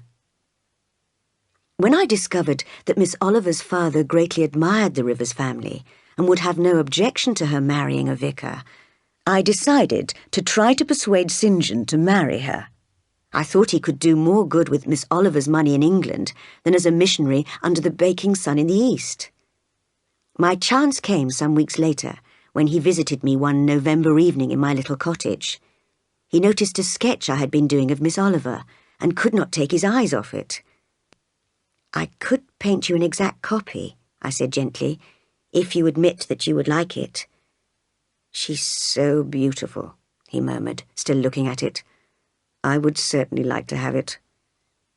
"She likes you, I'm sure," I said, greatly daring, "and her father respects you. You ought to marry her." "It's very pleasant to hear this," he said, not at all shocked by my honesty. "I shall allow myself 15 minutes to think about her." And he actually put his watch on the table and sat back in his chair, closing his eyes. Married to the lovely Rosamond Oliver. Let me just imagine it. My heart is full of delight. and there was silence for a quarter of an hour until he picked up his watch and put the sketch back on the table. "Temptation has a bitter taste," he said, shaking his head. "I can't marry her. You see, although I love her so deeply, I know that Rosamond would not make a good wife for a missionary." "But you needn't be a missionary," I cried. "Indeed I must. It's the great work God has chosen me to do. I shall carry with me into the darkest corners of the world knowledge, peace, freedom, religion, the hope of heaven. That is what I live for, and what I shall die for." "What about Miss Oliver?" I asked after a moment. "She may be very disappointed if you don't marry her." "Miss Oliver will forget me in a month and will probably marry someone who'll make her far happier than I ever could." "You speak calmly, but I know you're suffering." "You are original," he said, looking surprised. He had clearly not imagined that men and women could discuss such deep feelings together. "But believe me, I have overcome this weakness of mine and become as hard as a rock. My only ambition now is to serve God." As he picked up his hat before leaving, something on a piece of paper on the table caught his eye. He glanced at me, then tore off a tiny piece very quickly, and with a rapid "goodbye," rushed out of the cottage. I could not imagine what he had found to interest him so much. Chapter 22. Sudden Wealth. When St. John left, it was beginning to snow, and it continued snowing all night and all the next day. In the evening, I sat by my fire, listening to the wind blowing outside, and had just started reading when I heard a noise. The wind, I thought, was shaking the door. But no, it was St. John, who came in out of the frozen darkness, his coat covered in snow. "What's happened?" I cried, amazed. "I thought nobody would be out in weather like this. What's the matter?" "There's nothing wrong," he answered calmly, hanging up his coat and stamping the snow from his boots. "I just came to have a little talk to you. Besides, since yesterday, I've been eager to hear the other half of your story." He sat down. I had no idea what he was referring to, and remembering his strange behaviour with a piece of paper, I began to fear that he might be going mad. He looked quite normal, however, and we made conversation for a while, although he seemed to be thinking of something else. Suddenly he said, "When I arrived, I said I wanted to hear the rest of your story. But perhaps it's better if I tell the story. I'm afraid you've heard it before, but listen anyway. 20 years ago, a poor vicar fell in love with a rich man's daughter. She also fell in love with him and married him, against the advice of all her family. Sadly, less than 2 years later, the couple were both dead. I've seen their grave. Their baby daughter was brought up by an aunt, a Mrs. Reed of Gateshead. You jumped. Did you hear a noise? I'll continue. I don't know whether the child was happy with Mrs. Reed, but she stayed there 10 years, until she went to Lowood School, where you were yourself. In fact, it seems her life was quite similar to yours. She became a teacher at Lowood, as you did, and then became a governess in the house of a certain Mr. Rochester." "Mr. Rivers," I interrupted, unable to keep silent.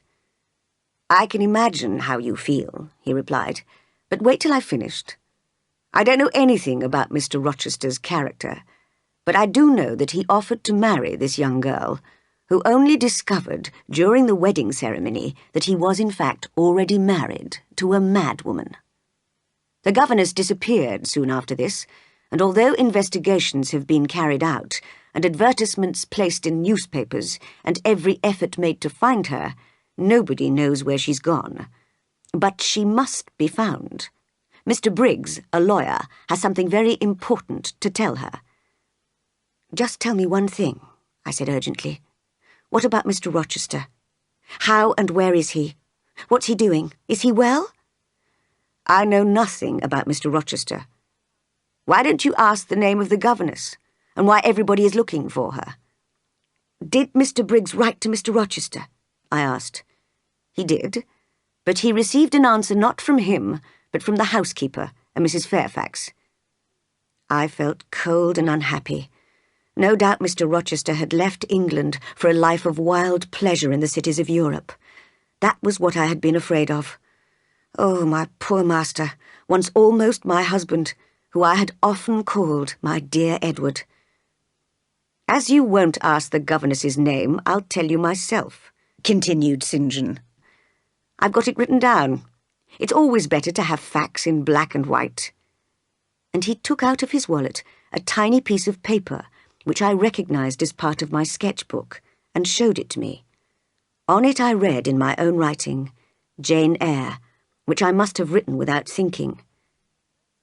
The advertisements in Briggs spoke of a Jane Eyre, but I only knew a Jane Elliot, said St. John. "Are you Jane Eyre?" Yes, but doesn't Mr. Briggs know anything about Mr. Rochester?" I asked desperately. "I don't think Briggs is at all interested in Mr. Rochester. You're forgetting the really important thing. Don't you want to know why he's been looking for you?" "Well, what did he want?" I asked almost rudely. "Only to tell you that your uncle, Mr. Eyre of Madeira, is dead. That he has left you all his property, and that you're now rich. Only that, nothing more." Rich? One moment I was poor, the next moment I was wealthy. It was hard to realise my new situation. A fortune brings serious worries and responsibilities with it, which I could hardly imagine. I was sorry to hear that my uncle, my only surviving relation, was dead. However, the inheritance would give me independence for life, and I was glad of that. "Perhaps you would like to know how much you've inherited?" offered St. John politely. "It's nothing much, really. Just £20,000, I think." £20,000? The news took my breath away.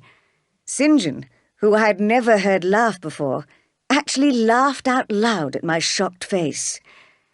Perhaps you've made a mistake," I asked him nervously. "No, there's no mistake. Now I must be leaving. Good night." He was about to open the door when suddenly I called, "Stop! Why did Mr. Briggs write to you in order to find me?" "Oh, I'm a vicar. I have ways of discovering things." "No, that doesn't satisfy me.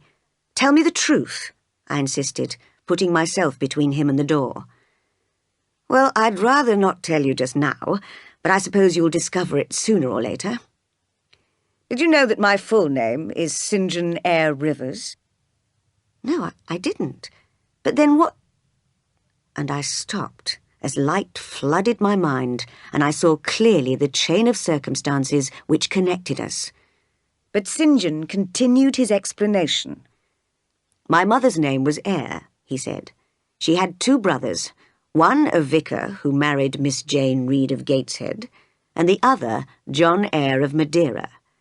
Mr. Briggs, Mr. Eyre's lawyer, wrote to us telling us that our uncle had died and left all his property, not to us, because of his quarrel with our father, but to his brother's daughter.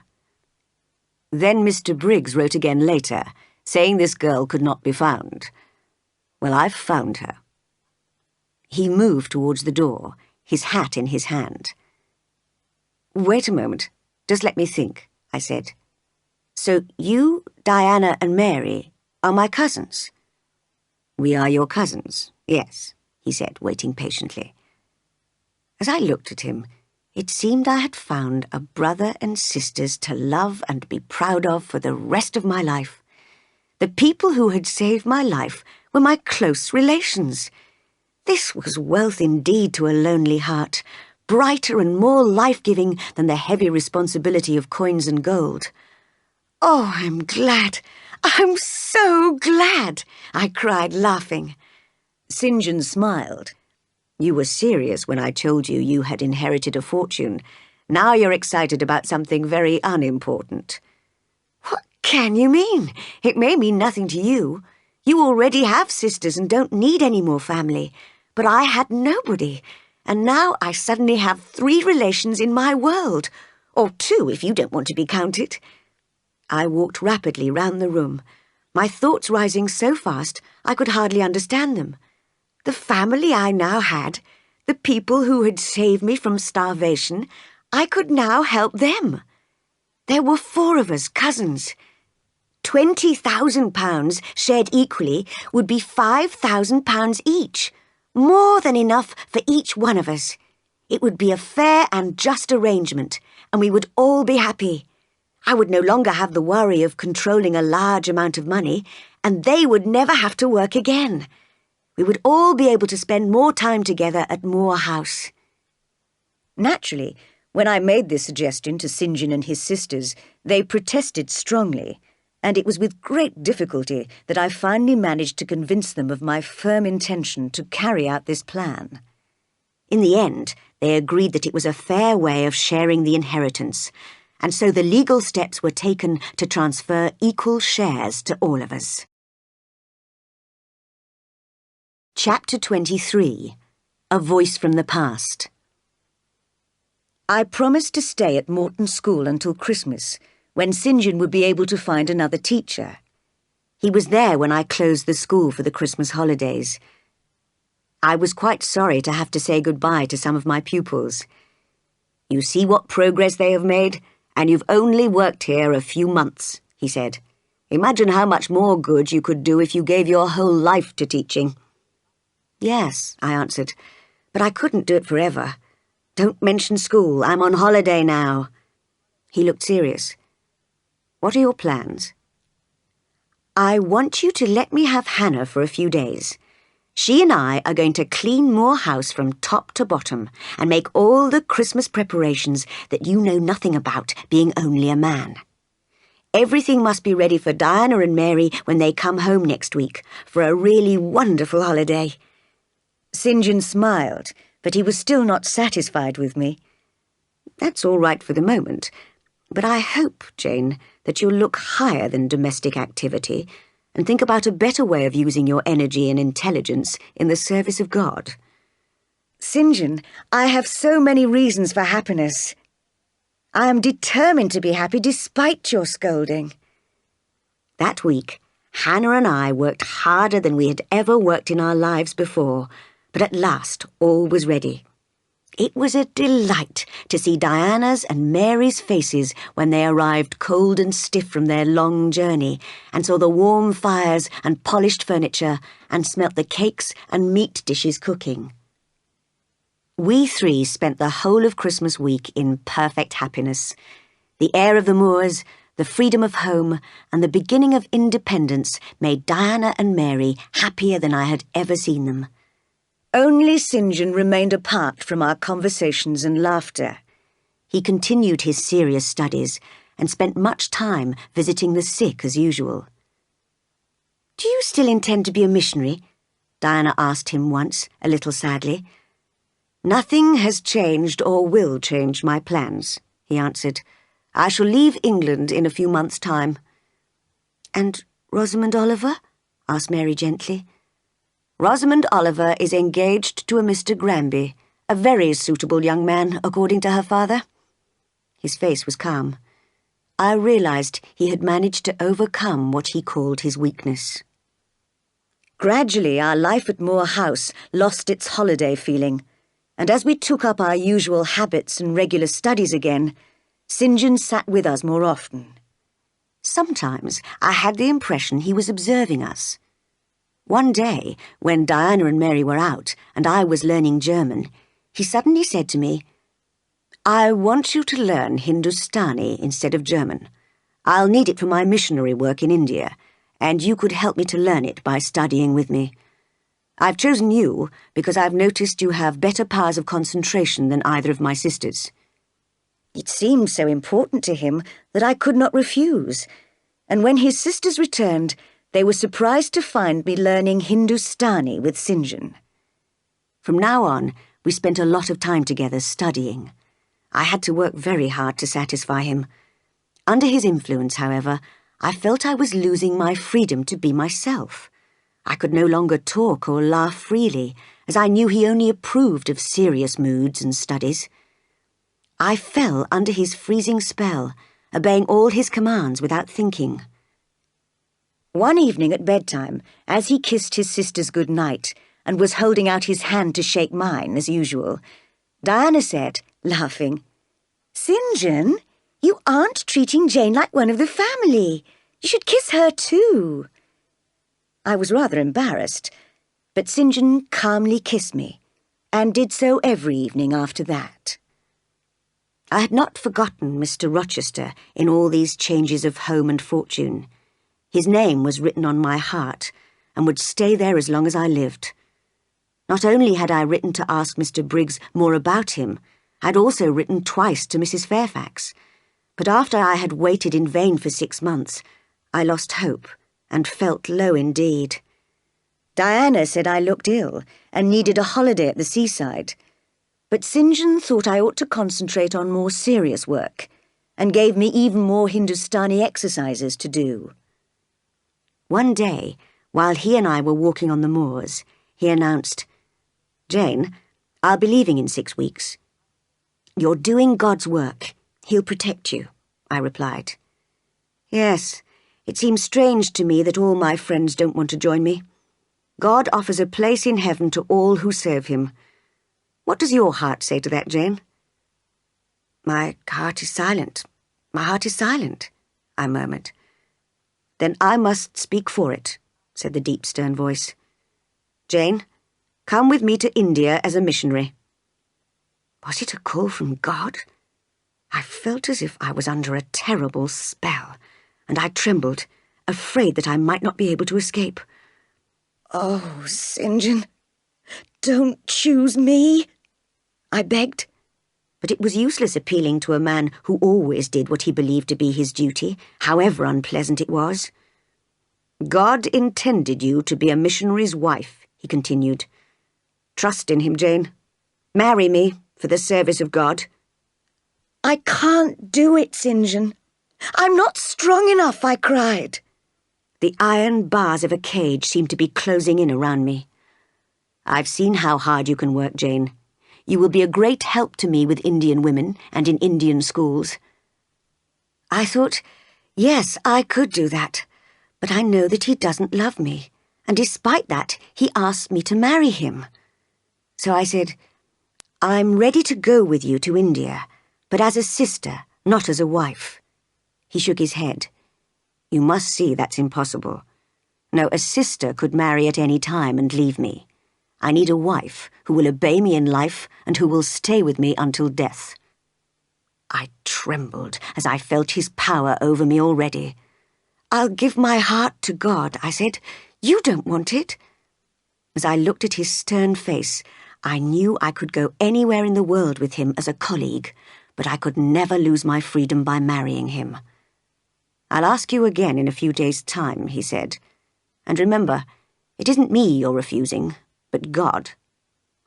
From then on, his manner towards me was as cold as ice, which caused me great pain.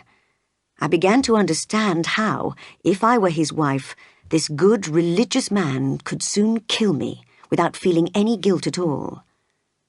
When he asked me again, we were alone in the sitting room. He put his hand on my head and spoke quietly in his deep, sincere voice.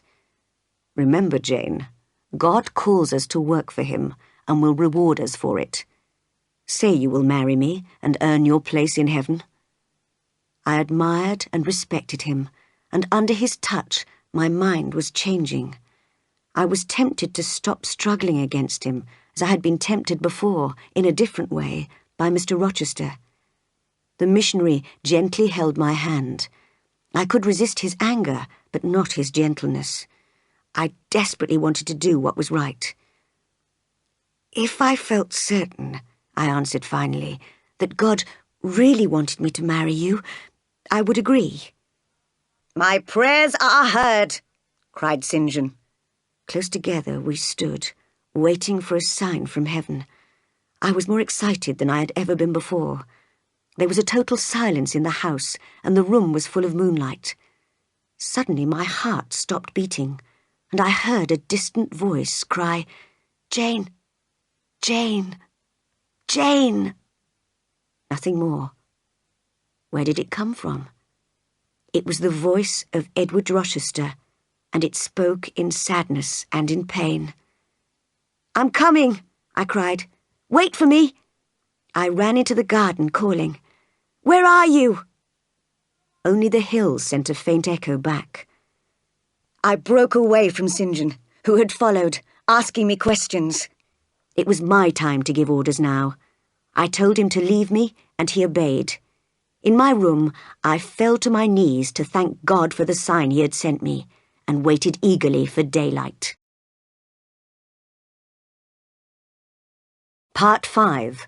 A Wife at Thornfield Manor. Chapter 24. Returning to Thornfield. In the morning, I explained to Diana and Mary that I had to go on a journey and would be away for several days. Although they did not know the reason for my journey, they were far too sensitive to my feelings to bother me with questions. And so I walked to Whitcross, the lonely crossroads on the moor, where I had arrived a year ago with no money or luggage. I took the coach, and after 36 hours of travelling, I got down at Thornfield village, and almost ran across the fields in my hurry to see the well-known house again and its owner. I decided to approach from the front to get the best view of the house. From there, I would be able to see my master's window. He might even be walking in the gardens, I thought, and I could run to him, touch him. Surely that wouldn't hurt anybody. But when I reached the great stone columns of the main gate, I stood still in horror. There, where I'd hoped to see a fine, impressive house, was nothing but a blackened heap of stones, with the silence of death about it. No wonder that letters addressed to people here had never received an answer. There must have been a great fire. How had it started? Had any lives been lost? I ran back to the village to find answers to my questions. "Well, ma'am," the hotel owner told me, "I was one of Mr. Rochester's servants at the time, and I can tell you it was his mad wife who started the fire in the governess's room. The master had been wildly in love with the governess, you see, ma'am, although she was just a plain little thing. And when she disappeared, he almost went mad. His wife must have understood enough to be jealous of the girl. Anyway, in the fire, the master risked his life helping all the servants out of the house, then bravely went back to save the madwoman. We saw her jump from the roof and fall to her death, but because he went back to help her, he was badly injured in the fire, losing a hand and the sight of both eyes. Very sad, ma'am." "Where is he now?" I asked urgently. "At another house of his, Thornfield Manor, 30 miles away." I hired a carriage to drive there at once. Chapter 25. Finding Mr. Rochester again. Thornfield Manor was a large old house in the middle of a wood. It looked dark and lonely, surrounded by trees. As I approached, the narrow front door opened, and out came a figure I could not fail to recognize, Edward Rochester. I held my breath as I watched, feeling a mixture of happiness and sadness. He looked as strong as before, and his hair was still black, but in his face I saw a bitter, desperate look that I'd never seen there before. He walked slowly and hesitatingly along the path. Although he kept looking up eagerly at the sky, it was obvious that he could see nothing. After a while he stopped and stood quietly there, the rain falling fast on his bent, uncovered head. Finally, he found his way painfully back to the house and closed the door.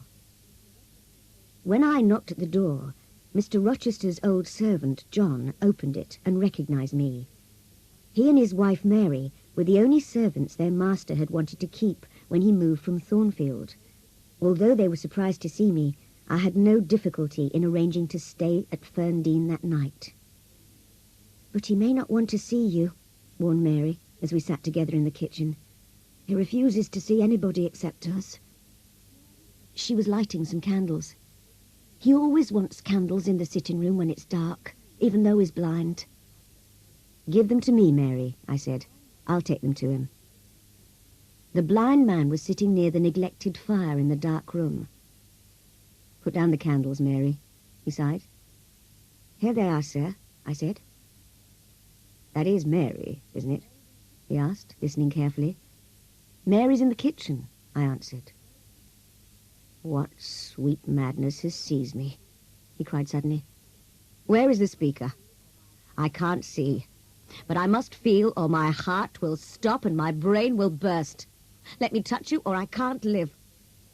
I held his wandering hand with both of mine. Is it Jane? This is her shape. He released his hand and seized my arm, shoulder, neck, waist, and held me close to him.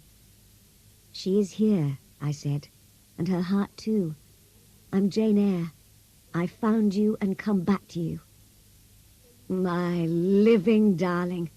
So you aren't lying dead in a ditch somewhere. Is it a dream? I've dreamed so often of you, only to wake in the morning, abandoned, my life dark, my soul thirsty. I'm alive, and I'm not a dream. In fact, I'm an independent woman now. I've inherited £5,000 from my uncle. Oh, that sounds real. I couldn't dream that. But perhaps you have friends now, and don't want to spend much time in a lonely house with a blind man like me. I can do what I like, and I intend to stay with you, unless you object.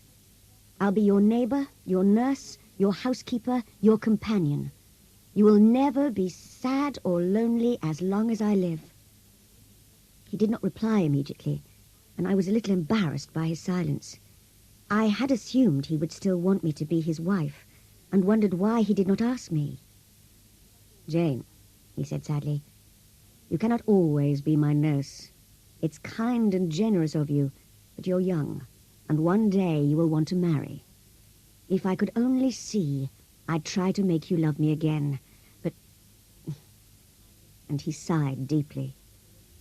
I was very relieved to discover that was all he was worrying about, because I knew that his blindness made no difference at all to my love for him. However, I thought too much excitement was not good for him, so I talked of other things and made him laugh a little. As we separated at bedtime, he asked me, "Just one thing, Jane. Were there only ladies in the house where you've been?" I laughed and escaped upstairs, still laughing. A good idea, I thought. A little jealousy will stop him feeling so sorry for himself. Next day, I took him outside for a long walk in the fresh air. I described the beauty of the fields and sky to him as we sat close together in the shade of a tree. "Tell me, Jane, what happened to you when you so cruelly abandoned me?" he asked, holding me tightly in his arms. And so I told him my story. Naturally, he was interested in St. John Rivers, my cousin. "Is St. John? Do you like him?" "He's a very good man. I couldn't help liking him." "He's perhaps a man of 50 or so?" "St. John is only 29, sir." "Rather stupid, I think you said. Not at all intelligent." "He has an excellent brain, sir." "Did you say he was rather plain? Ugly, in fact?" "St. John is a handsome man, tall and fair with blue eyes." Mr. Rochester frowned and swore loudly. "In fact, sir," I continued, "he asked me to marry him." "Well, Jane, leave me and go." "Oh, until now I thought you would never love another man. But go and marry Rivers." "I can never marry him, sir. He doesn't love me, and I don't love him. He's good and great, but as cold as ice. You needn't be jealous, sir. All my heart is yours." He kissed me. "I'm no better than the great tree hit by lightning at Thornfield," he said. "I can't expect to have a fresh young plant like you by my side all my life." "You are still strong, sir, and young plants need the strength and safety of a tree to support them." "Jane, will you marry me? A poor blind man with one hand, 20 years older than you." "Yes, sir."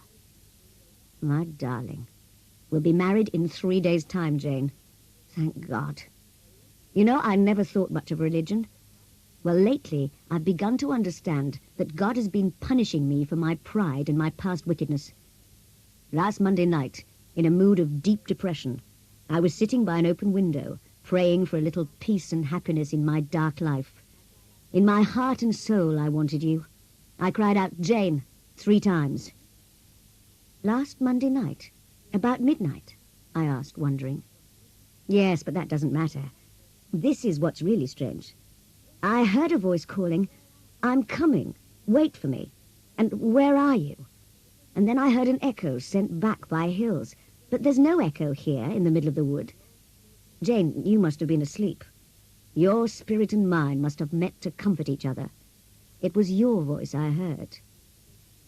I did not tell him I had actually spoken those words many miles away at that exact moment on that night, because I could hardly understand how it happened myself.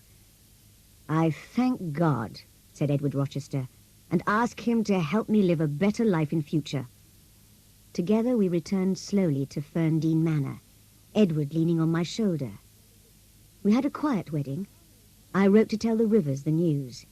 Diana and Mary wrote back with delighted congratulations, but St. John did not reply. Now I have been married for 10 years. I know what it is like to love and be loved. No woman has ever been closer to her husband than I am to Edward. I am my husband's life, and he is mine. We are always together and have never had enough of each other's company. After 2 years, his sight began to return in one eye. Now he can see a little. And when our first child was born and put into his arms, he was able to see that the boy had inherited his fine, large black eyes. Mrs. Fairfax is retired, and Adele has grown into a charming young woman. Diana and Mary are both married, and we visit them once a year. St. John achieved his ambition by going to India as planned, and is still there. He writes to me regularly. He is unmarried and will never marry now. He knows that the end of his life is near, but he has no fear of death and looks forward to gaining his place in heaven.